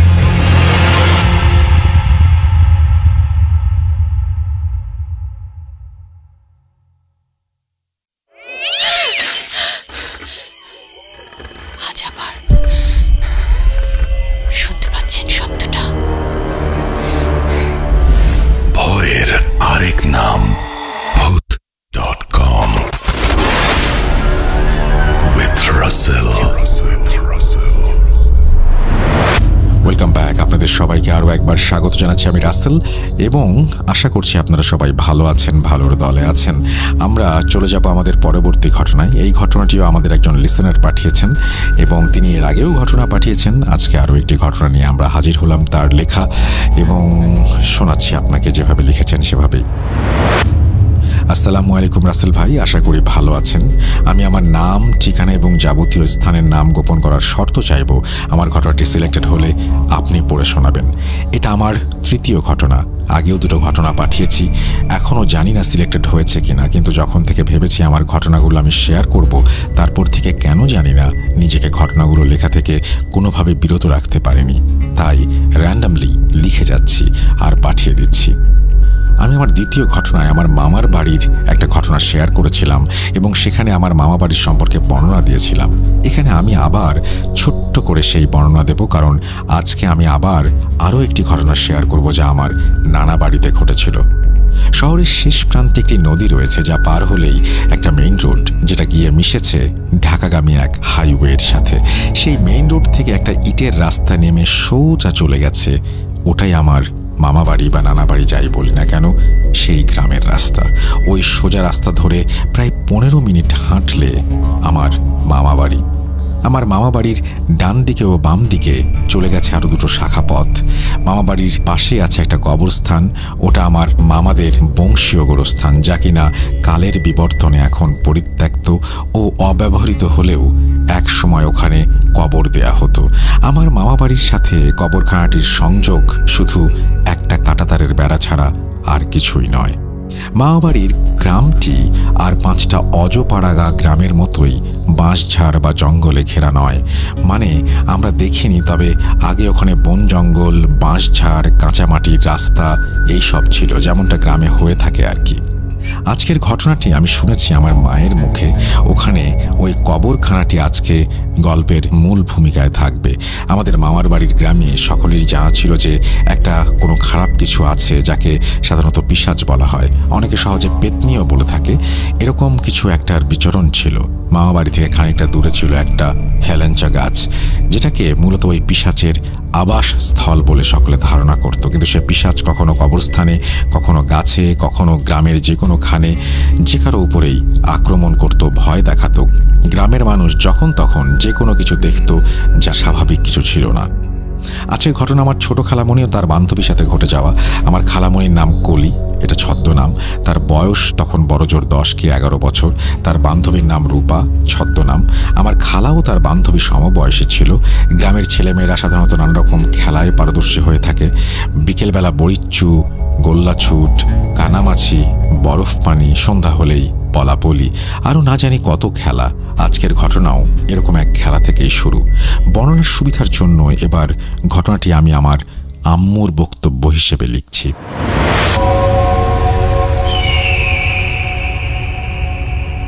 সময়টা শীত চলে যাওয়ার পর একটা সময়, গরমটা ঠিকভাবে তখনও পড়েনি।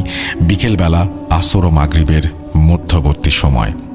রূপা, কলি আর আরও প্রায় সমবয়সী 8-10টি ছেলে মেয়ে মিলে ওরা বাড়ির বড় উঠোনে সেদিন বুড়িচ্চি বা বৌচি খেলছিল। বলে দেওয়া ভালো, বৌচি কিভাবে খেলতে হয় কম বেশি সবাই জানি। এক পক্ষ তার বিপক্ষের দলের খেলোয়াড়কে ছোঁয়া দেওয়ার জন্য বা ধরার জন্য পিছু নেয়, সেই বিপক্ষ দলের খেলোয়াড়কেও ঠিক দিক বিদিক ছুটতে হয় নিজেকে ছোঁয়া থেকে বাঁচানোর জন্য। বাচ্চারা হই হুল্লোড় করে খেলছে। আমি, আমার মা আর অন্যান্য ভাই বোনগুলো যে যার কাজে ব্যস্ত ছিলাম। খেলা এভাবে চলতে চলতে সন্ধ্যা প্রায় হয়েই এসেছিল, কিন্তু খেলা তখনও শেষ হয়নি। খেলতে খেলতে এবার এলো কলি আর রূপার পালা। কলি দম ধরে দাবড়াবে আর রূপা নিজেকে বাঁচতে প্রাণপণে ছুটবে। যেমন নিয়ম তেমন চলল। কলি রূপাকে ধাওয়া করলো, রূপা ছুটল এদিক সেদিক। রূপা ছুটতে ছুটতে কবরস্থানের ভেতরে চলে গেল। ওদিকে কলির দম ফুরিয়ে এসেছে। কলি তখন ছুটতে ছুটতে দাঁড়িয়ে গেল আর জোরে জোরে হাঁফ ছাড়তে লাগলো। অন্যদিকে রূপা ছুটছে তো ছুটছেই, খেয়ালও করেনি যে কলি অনেক আগেই তার পিছু ছেড়ে দিয়েছে এবং সে ছুটতে ছুটতে ইতোমধ্যেই কবরখানার মধ্যে চলে গেছে। কলি সে বিষয়টি অতটা বিশেষভাবে গ্রাহ্যও করেনি। রূপা চলে আয় বলে ওখান থেকে ফিরে চলে এলো। এরপরই মাগরিবের আজান শুরু হলো। খেলায় ভঙ্গ দিয়ে সব ছেলেমেয়েরা যে যার বাড়ির পথে চলে গেল, অথচ রূপা কিন্তু ফেরেনি। এমনকি কেউ তা খেয়ালও করেনি। রূপার সাথে এরকম ঘটনা যখন ঘটছে তখন মাগরিবের পর বেশ কিছু সময় পার হয়ে গেছে। ওদিকে খেলা শেষ করে সব ছেলেমেয়েরা যে যার বাড়ি চলে গেলেও রূপাকে বাড়িতে না পেয়ে তার বাড়ির লোকরা সবখানে খুঁজতে থাকে। অথচ তাদের কল্পনাতেও নেই যে রূপা ওই ভয়ঙ্কর কবরখানায় আটকা পড়ে যেতে পারে। এদিকে কলিকে জিজ্ঞেস করা হলে সে জানায় রূপা তো তার সাথেই ছুটছিল, তাকে তো সে ডেকে চলে এসেছিল, কিন্তু তারপর রূপা কোথায় গেছে তা সে জানে না। এই খোঁজাখুঁজির মধ্যেই সবাই রূপার কষ্টে ভরা চিৎকার শুনে কবরস্থানের দিকে ছুটে যায়।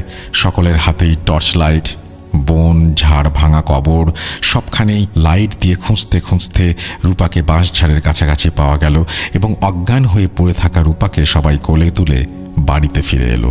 এদিকে বলে রাখা ভালো, রূপাদের বাসা আমার মামা বাড়ি থেকে কয়েক ঘর পরেই ছিল। তাই যখন রূপাকে উদ্ধার করা হয় তখন আমার নানি, মা, কলি সবাই তাদের বাড়ি ছুটে চলে যায়। রূপাকে জ্ঞান ফেরানোর পর জিজ্ঞেস করা হলো নানা প্রশ্ন, কিন্তু তখনও রূপা স্বাভাবিক অবস্থায় ছিল না। সে থরথর করে কাঁপছিল আর কথা জড়িয়ে যাচ্ছিল।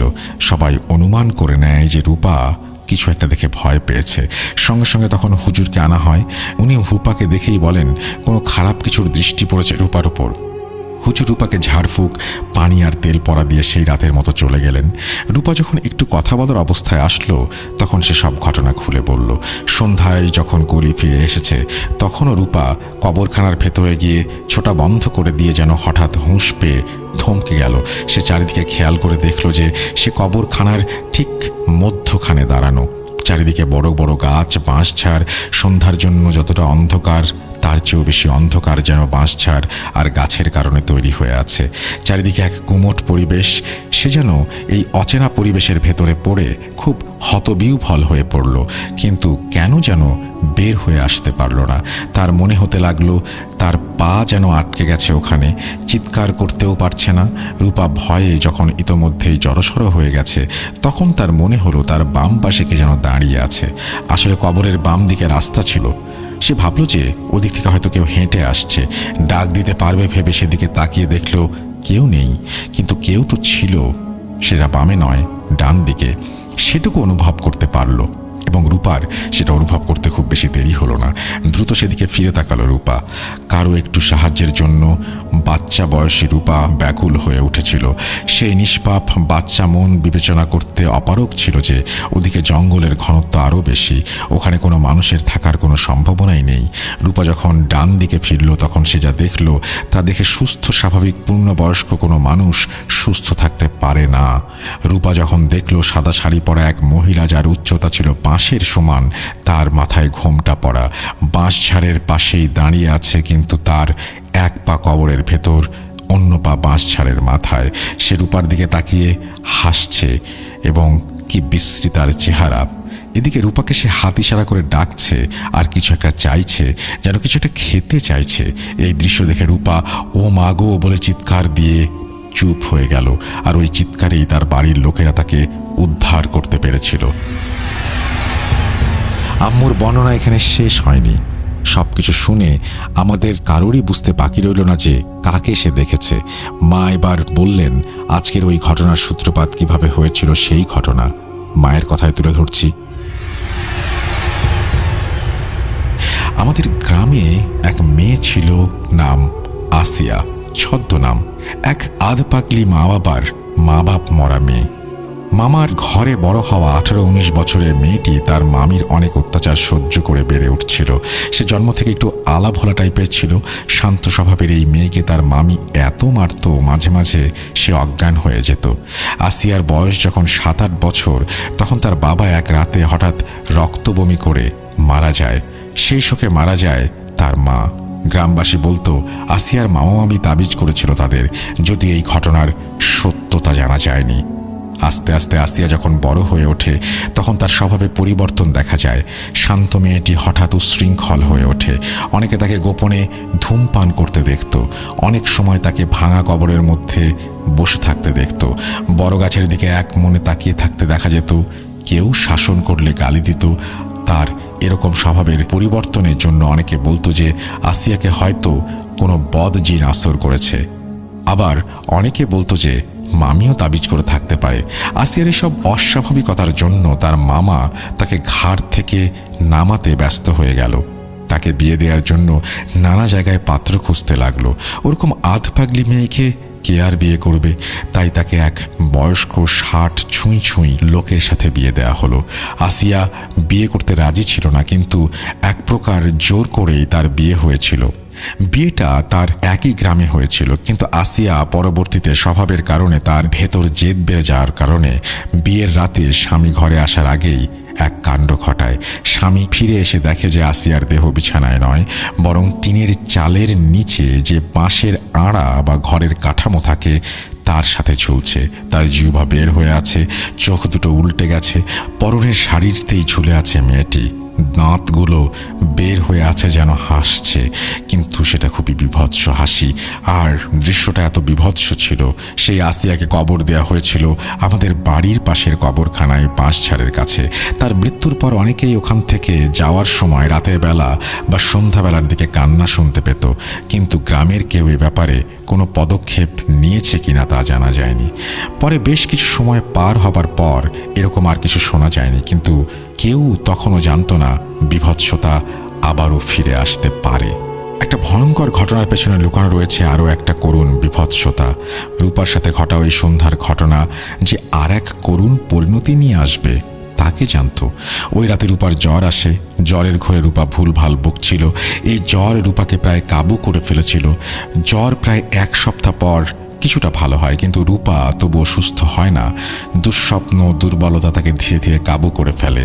এক রাতে রূপা তার মায়ের সাথে শুয়েছিল আর বলল, মা, ওই সাদা শাড়ি পরা বেটি আমাকে কি যেন বলছিল। তখন মা অবাক হয়ে বললেন, ওসব মনে রাখিস নে। আয় আমার কোলের মধ্যে ঘুমা। সেদিন রাতে রূপা ঘুমালেও পরদিন সকালে রূপার আবার জ্বর আসে। রূপার বমি শুরু হয়। কোনো ঝাড়ফুঁক, তাবিজ, তেল, কবিরাজ কোনো কিছুতে তার সুরাহা হয় না। তার পরদিন সকালে রূপা মারা যায়। পুরো গ্রামে শোক নয় বরং আতঙ্কের ছায়া নেমে আসে। তারপর থেকে গ্রামবাসী তাদের ছেলে মেয়েদের সাবধান করতে থাকে। মাগরিবের আগে ঘরে ফিরে আসতে বলে। কবরস্থানের দিকে যেতে করা নিষেধাজ্ঞা জারি করা হয়। এমনকি ভর দুপুর ঠিক সন্ধ্যা এরকম সময় চলাফেরা, পুকুরে একা যাওয়া বা রাতে একা বাথরুমে যাওয়া, এসব কাজেও সবাই সব বাচ্চাদের চোখে চোখে রাখত। অনেকে ধারণা করত যে ওই গ্রামে যে পিশাচ ছিল সেই হয়তো আসিয়াকে আসর করে থাকবে। ওই দিন কবরখানায় যা রূপা দেখেছিল তা হয়তো পিশাচ, যা কিনা আসিয়ার রূপে ফিরে এসেছিল। এই ছিল আমার ঘটনা রাসেল ভাই। ঘটনাটা অনেক বড় জানি, সবাইকে ধৈর্য নিয়ে পড়ে শোনানোর জন্য ধন্যবাদ। ভুল ত্রুটি হলে ক্ষমা সুন্দর দৃষ্টিতে দেখবেন। আসসালামু আলাইকুম, ভালো থাকবেন। আমার ঘটনাটি সিলেক্টেড হলে প্লিজ মেসেজ বা ইমেইলের মাধ্যমে জানাবেন। আমি অলরেডি জানিয়ে দিয়েছি আপনাকে যে আপনার ঘটনাটি সিলেক্টেড হয়েছে। I wish you all the best এবং আরও ঘটনা আপনার কাছে প্রত্যাশা করি। আপনি আরও ঘটনা পাঠান, সেই আশাবাদ ব্যক্ত করেই আমরা চলে যাব আমাদের পরবর্তী ঘটনায়। আশা করছি এই ঘটনাটিও আপনাদের আনন্দ দেবে।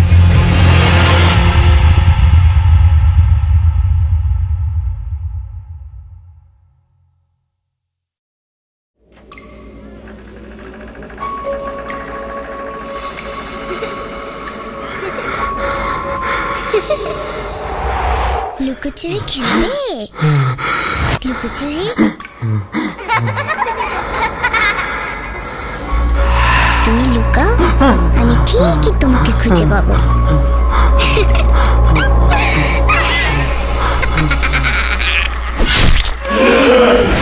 Bhoot.com with Russell. আরও একবার আপনাদের সবাইকে স্বাগত জানাচ্ছি। আমি রাসেল 228তম এপিসোড শুনছেন এবং আশা করছি প্রথম থেকে শেষ পর্যন্ত পুরোটা এনজয় করবেন আমাদের আজকের এপিসোড। আমরা বেশ কিছু অডিও ক্লিপ শোনাবো এখন। আমরা যেহেতু বেশ কিছু ইমেল শুনিয়েছি প্রথমেই, সো এখন অডিও ক্লিপে যাব। আশা করছি আমাদের এই অডিও ক্লিপগুলো আপনাদের ভালো লাগবে। যদি ভালো লাগে অবশ্যই আমাদের এই কমেন্ট সেকশনে জানিয়ে দেবেন, ইমেল করতে পারেন এবং ঈদ যেহেতু আসছে আপনারাও দারুণ কিছু ঘটনা আমাদের উপহার দিতে পারেন। সেই প্রত্যাশা রেখেই আমরা চলে যাব আমাদের পরবর্তী ঘটনায়।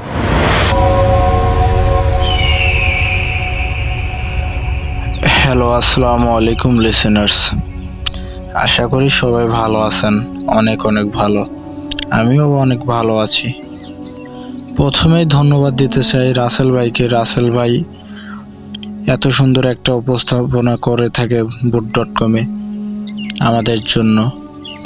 আমি 2011 সাল থেকে ভোট.কমের সাথে টুকটাক থাকা হয় আর কি, হয়তো সেভাবে না হইলেও 2011 সাল থেকে আমার ভোট.কমের সাথে পরিচিত। আগে হয়তো অন্য নাম থাকলেও পরবর্তীতে নাম চেঞ্জ হয়ে এখন বর্তমানে ভোট.কম নামে পরিচিত। তো মনে করতে পারেন বর্তমান ভোট.কম এই যে গল্পগুলো, এটা আসলে আমার জীবনের একটা অংশ এবং এই গল্পগুলো না শুনলে মানে একটা আসক্তি আর কি। এই গল্পগুলো না শুনলে ঘুমই যেন হয় না।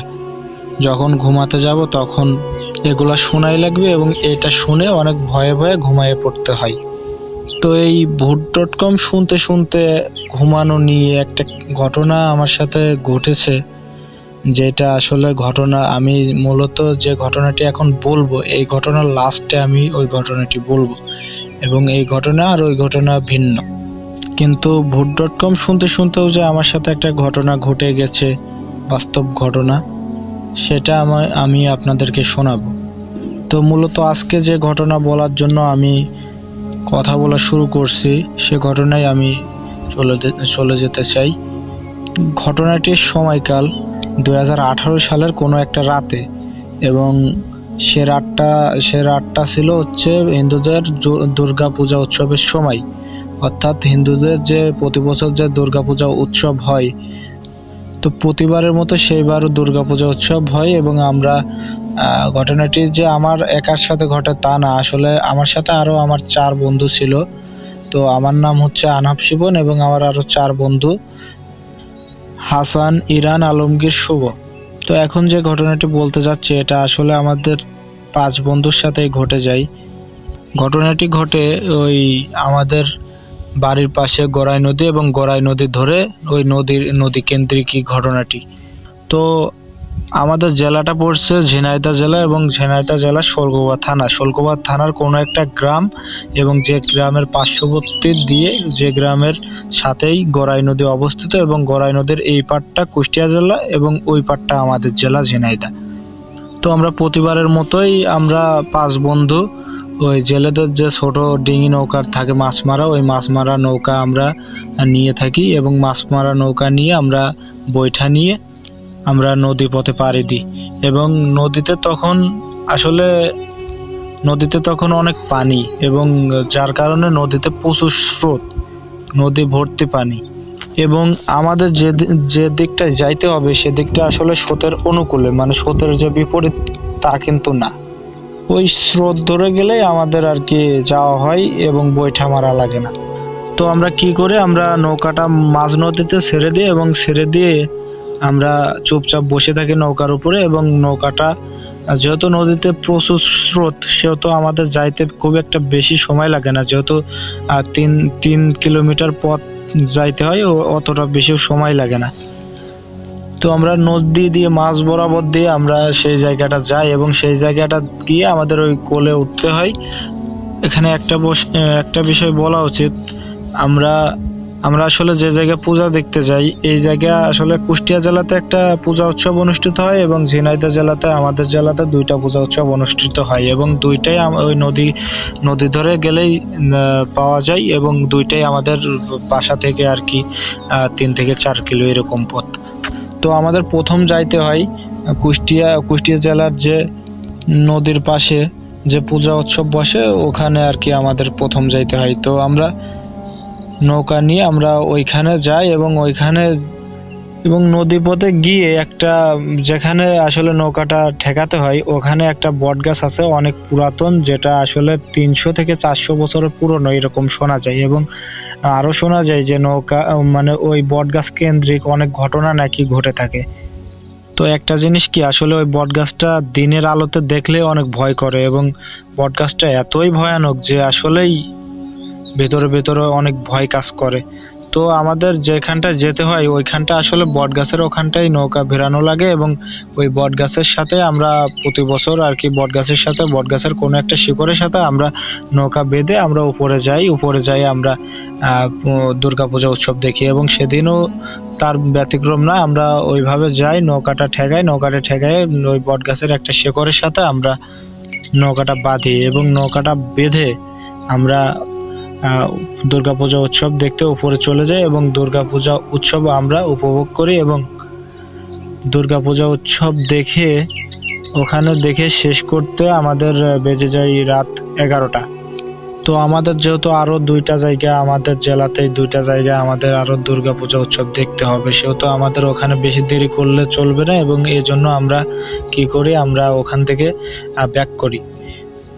ব্যাক করে সেই বটগাছটার নিচে আসি এবং বটগাছটার নিচে এসে একটু আশ্চর্যজনক হই। তার কারণ আশ্চর্য হওয়ার কারণ এটাই যে আমরা যে নৌকাটা বেঁধে রেখে গেছি শেকড়ের সাথে, আসলে শেকড়ের সাথে বাঁধলেও ওই শেকড়ের নিচে তখন অনেক পানি ছিল, কিন্তু আমরা যখন নৌকাটা খুলতে যাব তখন আসলে গিয়ে দেখি ওখানে মানে শেকড়ের তলে কোনো পানি নাই এবং নৌকাটা মনে হচ্ছে বালুর চরের উপরে জেগে গেছে এবং পানিটা অস্বাভাবিকভাবে এতটাই কমে গেছে, মানে এত অল্প সময়ের মধ্যে এত পানি কমার কথা না।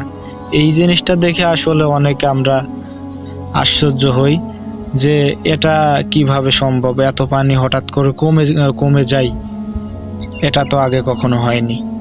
তো আমরা ওইটা নিয়ে খুব একটা মাথা ঘাটাই না এবং আমরা বলা বলি করি 5 জনে যে নৌকাটা যেহেতু খুব একটা মানে ভার না, 5 জন হলে আমরা নৌকাটা পানিতে নামাইতে পারবো। তো আমরা আমরা নৌকাটা শেকড় থেকে খসাই এবং শেকড় থেকে খসায় আমরা কাঁধে করে নিয়ে নৌকাটা 5 জনে কাঁধে করে নিয়ে আমরা পানিতে নামাই এবং পানিতে নামানোর পরে আমরা নৌকার উপরে উঠে বসি। কিন্তু আমরা যখন নৌকার উপরে উঠে বসি তখন ওই বটগাছটা থেকে একটা আওয়াজ আসে এবং আওয়াজটা এরকম মানে ওই বট গাছটা থেকে দুইটা কণ্ঠের আওয়াজ আছে, মানে মনে হয় যেন দুইটা জিনিস কথা বলা বলি করতেছে ওদের নিজেদের মধ্যে। তো ওরা দুজন মানে বলা বলি করতেছে এরকম ভাষায়, দেখো দেখো পাগলরা কি করতেছে, পাগলরা নৌকা নিয়ে, এই অবস্থাতেও নৌকা নিয়ে পাগলরা পূজা দেখতে আসে। আবার একটা কণ্ঠ আর একটা কণ্ঠকে বলে উঠল, ওদের কপালে আজকে যা আছে এটা ওদের উপলব্ধি করা উচিত এবং কিছুটা শিক্ষা হওয়া উচিত এদের। তো কথাগুলো মনে হলো যে আমাদেরকে উদ্দেশ্য করে কথাগুলো বলল, কিছুটা স্পষ্টভাবে শুনতে পেলাম আমরা কথাগুলো। এবং আমরা পেছন দিকে তাকাই, বট গাছের দিকে তাকালাম, তাকাই মোবাইলে যে ফ্ল্যাশ ছিল ফ্ল্যাশ মেরে আমরা দেখি আসলে বট গাছে দুইটা কাক বসা, মানে বট গাছের একটা ডালে দেখি দুইটা কাক বসা এবং কাকগুলো চুপচাপ আছে। আমরা যখন তাকাইছি তখন চুপচাপ আছে এবং ওই কথাগুলো বলছে। আমরা যখন নৌকার উপরে ছিলাম আমরা জানিও না কোথা থেকে বলতেছে, এদিক ওদিকে খুঁজতেছি, তখন ওই কথাগুলো তারা বলতেছিল।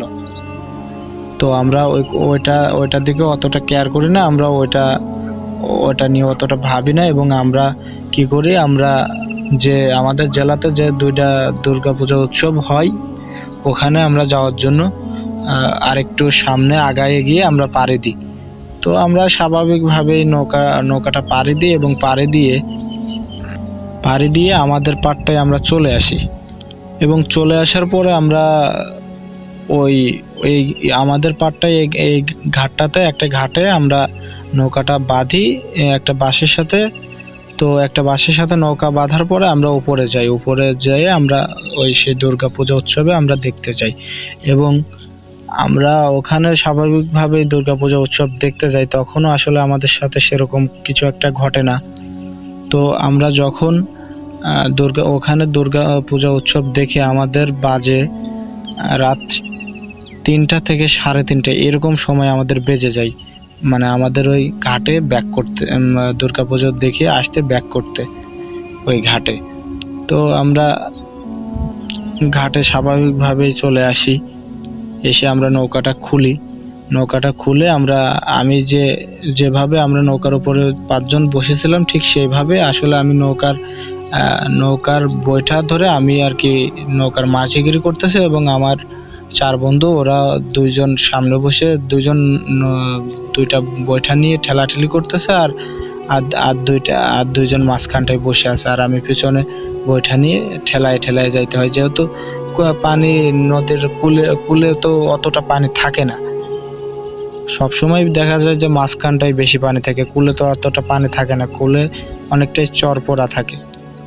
তো একটা বিষয় বলে রাখি, আমাদের যে পাড়টা আসলে আমাদের পাড়টা আমাদের আর ওই পারে পার হয়ে যাইতে হয় না, এখন আমাদের পাড় দিয়েই যাওয়া লাগে। তো আমাদের যে পাড়টা এই পাড়টা আসলে মানে অনেক পানিতেই ওই চরের উপর, তো ওই চরের উপর অনেক জঙ্গল কোয়ালিটির, অনেক কাশবন এইটা ওইটা মানে অনেক জঙ্গল কোয়ালিটির। তো ওই জঙ্গলের ভিতর দিয়ে আমাদের আসলে আসতে হয় এবং জঙ্গলটা প্রায় 1 কিলোমিটার ধরে অবস্থিত। এবং আমরা কি করে আমরা নৌকা নিয়ে ওই জঙ্গলের মধ্যে দিয়ে আমরা আসতে থাকি। জঙ্গলের ভিতর যখন ঢুকে তখন মানে জঙ্গলের ভিতর ঢোকার 2-3 মিনিট পরেই আমরা কিছু একটা অনুভব করি, আর অনুভবটা এরকম যে মনে হচ্ছে জঙ্গল ভেঙে মরমর শব্দে কি যেন দানবের মতো মনে হচ্ছে চলে আসতেছে আমাদের দিকে, ধেয়ে আসতেছে জঙ্গল ভাঙতে। তো ওই অত রাতে এইটা অনুভব করতে করতে আসলে তো অনেক ভয় ভেতরে আমাদের 5 জনারই অনেক ভয় কাজ করতেছে। আমরা চারদিকে খালি লক্ষ্য করে দেখতেছি আসলে হচ্ছেটা কি, মানে ওই ভাঙাভাঙি শব্দটা একবার এদিকে একবার ওদিকে, অর্থাৎ আমাদের চারপাশে ঘোরপাক খাচ্ছে এরকম একটা অবস্থা। তো আমরা তো এক প্রকার অনেক ভয় পেয়ে যাই এবং আমরা যতটা তাড়াতাড়ি সম্ভব আমরা সামনের দিকে আগাইতে থাকি অনেক ভয় নিয়ে। তো এরকম আরও 2-3 মিনিট চলে, চলার পরে হঠাৎ এক সময় যায় এটা থেমে যায়, ওটা আর কি ওটার উপস্থিতি আর দেখা যায় না। তো 2-3 মিনিট পরে নৌকাটা এক প্রকার স্থির হয়ে যায় এবং আমি খেয়াল করি যে আমার নৌকার বৈঠাতে আমার বৈঠাতে কোনো পানি পাচ্ছি না আমি। এবং আমার সামনে যে 2টা বন্ধু ওরা বৈঠা দিয়ে যে পানিতে যে বৈঠা চালাচ্ছে ওরাও কোনো পানির উপস্থিতি পাচ্ছে না এবং ওরা আমাকে বলে ওঠে যে পানি কই গেল। একটা কথা বলতে ভুলেই গেছি, আসলে সে রাতটা ছিল অনেক অন্ধকার, এতটাই অন্ধকার যে মানে একটু দূরে খালি চোখে দেখাই যায় না। আমরা আর কি মোবাইলের ফ্ল্যাশ লাইট মেরে আমরা ব্যাক করতেছিলাম। তো ওই অন্ধকারে যখন নৌকার বৈঠাতে কোনো পানি পাচ্ছিলাম না, ওরাও পাচ্ছিল না, তখন ফ্ল্যাশটা ওরা একটু সামনের দিকে মারে এবং আমিও চোখ করে রয়েছি এবং সামনের দিকে ওরা ফ্ল্যাশটা মারার পরে যা দেখতে পাই সেটা দেখার জন্য আমাদের কোনো প্রস্তুতি ছিল না। আমরা দেখতে পাই বিশাল প্রকৃতির একটা অবয়ব দানব আমাদের নৌকা থেকে 20-30 হাত দূরে, তার 2টা হাত দিয়ে আমাদের নৌকাটা সন্নিতে উঁচা করে রাখছে এবং আমরা সে উঁচাতেই রয়েছি এবং এর কারণে আমরা আসলে পানি পাচ্ছি না। এবং তার চোখ দুটো লাল টকটকে বিশাল আগুনের গলার মতো, আর তার দাঁত দুটা অনেক বড় বড় বের করা 2টা দাঁত এবং 2টা দাঁত দিয়ে মনে হচ্ছে তাজা রক্ত যেরকম বয়ে পড়ে ওরকম রক্ত পড়তেছে। কি একটা অবস্থা! এই দৃশ্য যখন চোখের সামনে দেখি তখন আসলে নিজেদেরকে আমরা ধরে রাখতে পারি না এবং আমরা ওখানে নৌকার উপরে আমরা সেন্সলেস হয়ে পড়ে যাই। তারপর ঠিক কতটা সময় কেটে যায় এটা আসলে বলা বাহুল্য। আমরা আমাদেরকে আবিষ্কার করি আমরা যেখান থেকে নৌকাটা নিয়ে আমরা গেছিলাম আর কি দেখতে, আমরা আমাদের সেই ঘাটে নৌকার উপরেই আমরা পড়ে আছি এবং আমাদের চারপাশে 3-4 জন লোকজন এবং তারাই আমাদের ওখান থেকে ধরে নিয়ে আমাদের বাসায় নিয়ে যায় এবং যার যার বাসায় তার পৌঁছে দেয়। তো আমরা আমাদের নিজেদের মতো করে শুয়ে পড়ি এবং পরের দিন যে সকাল 11টায় আমাদের ঘুম ভাঙে, তখন বিছানা থেকে উঠতে আর পারি না। তার কারণ শরীরে একটুকু শক্তি নেই আর প্রচণ্ড জ্বর গায়ে, এতটাই জ্বর যে একটা স্বাভাবিক মানুষ উঠে দাঁড়াতেই পারবে না, এরকম জ্বর গায়ে। এবং আমাদের ওই 4 বন্ধুরও নাকি ওদের একই অবস্থা, ওইরকম অবস্থা হয় অনেক জ্বর নিয়ে। তারপর সে জ্বর থেকে সুস্থ হতে হতে আমাদের ডাক্তার দেখানোর পরে আরও 3-4 দিন লেগে যায় এবং এক পর্যায়ে আমরা সুস্থ হই। তো এই ঘটনার সমাপ্তিটাই আসলে এখানেই ঘটে। তো জানি না ঘটনাটি আপনারা আসলে কতটুকু সত্যিভাবে নেবেন, কিন্তু এটা যে আমাদের 5 জনের সাথে বাস্তব জীবনের সাথে ঘটে গেছে, সেই রাতের কথা চিন্তা করলে আজও অনেক ভয় লাগে। আর তারপর থেকে আমরা আর কখনো ওইভাবে পূজা উৎসব দেখতেও যাইনি। গেলেও হয়তো বা দিনের বেলায় টেলায় গেছি, তা নদী পথে না, ওই এমনিতেই হাঁটা পথে গেছি, না হলে কোনো যানবাহনের পথে গেছি, গিয়ে দেখে আসছি। তো এই ছিল ঘটনা। তো আর একটা কথা, ওই যে আমি বলছিলাম যে এই ভূত FM দেখতে দেখতে, ভূত.com দেখতে দেখতে আসলে ঘুম আসাটা আমার একটা পেশা নেশা এক প্রকার যাই বলেন। তবে এর প্রতি যে আসক্তিটা নিয়ে একটা ঘটনা, সে ঘটনা আমি এখন বলবো। ঘটনাটি ঘটে আসলে বেশি দিন না, এই তো 6 মাস হলো। আমি আর কি যখন ভূত.com শুনি তখন আমার কানে 2 কানে 2টা হেডফোন লাগাই এবং হেডফোনে ভূত.com শুনে ঘুম আসতে অনেক বেশি ভয়ের সাথে অনেক বেশি ভালো লাগে। প্রতিনিয়ত যেহেতু এটা আমার রুটিন, বরাবরের মতো আমি ওই দিনও শুয়ে পড়ি এবং শুয়ে রাত তখন বাজে 11টা।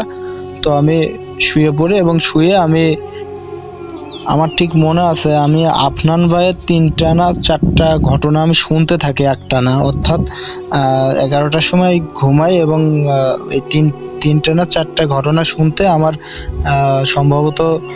সম্ভবত সময় বেজে যায়, টাইম বেজে যায় 12টা 15 কি 16 এরকম সময়।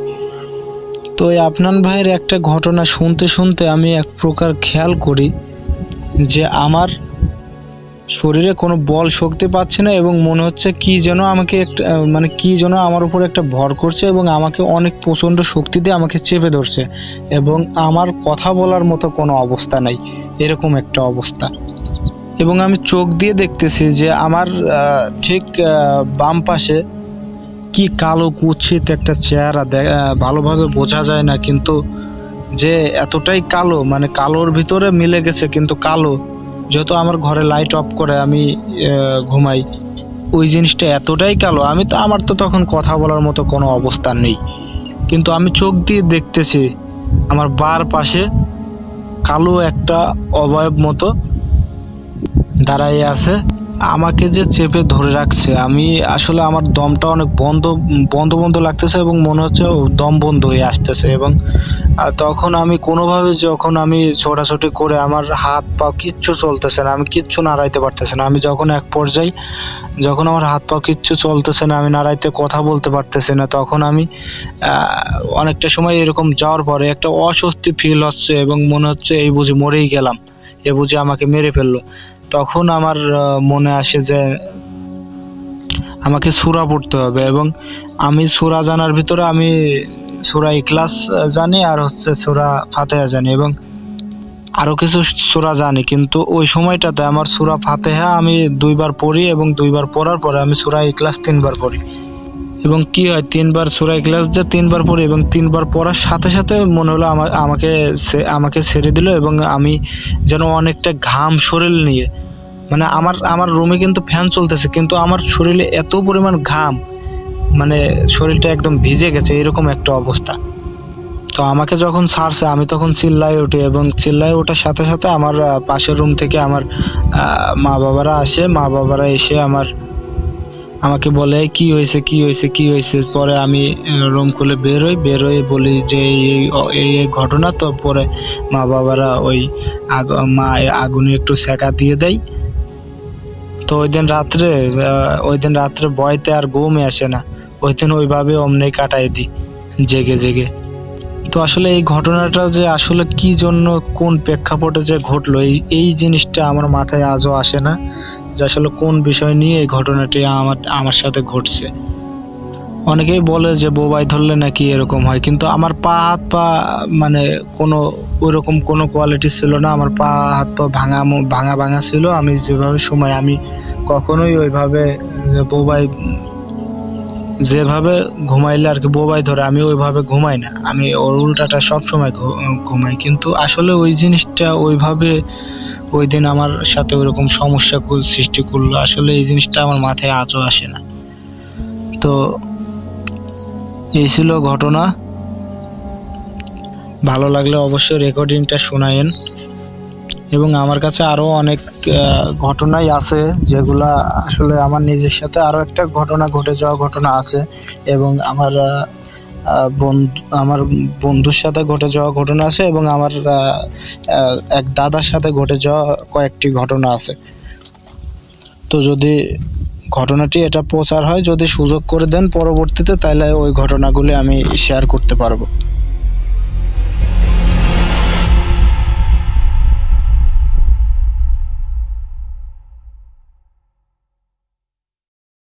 Welcome back. আপনাদের সবাইকে অনেক অনেক ধন্যবাদ এতক্ষণ পর্যন্ত আমাদের সাথে থাকার জন্য।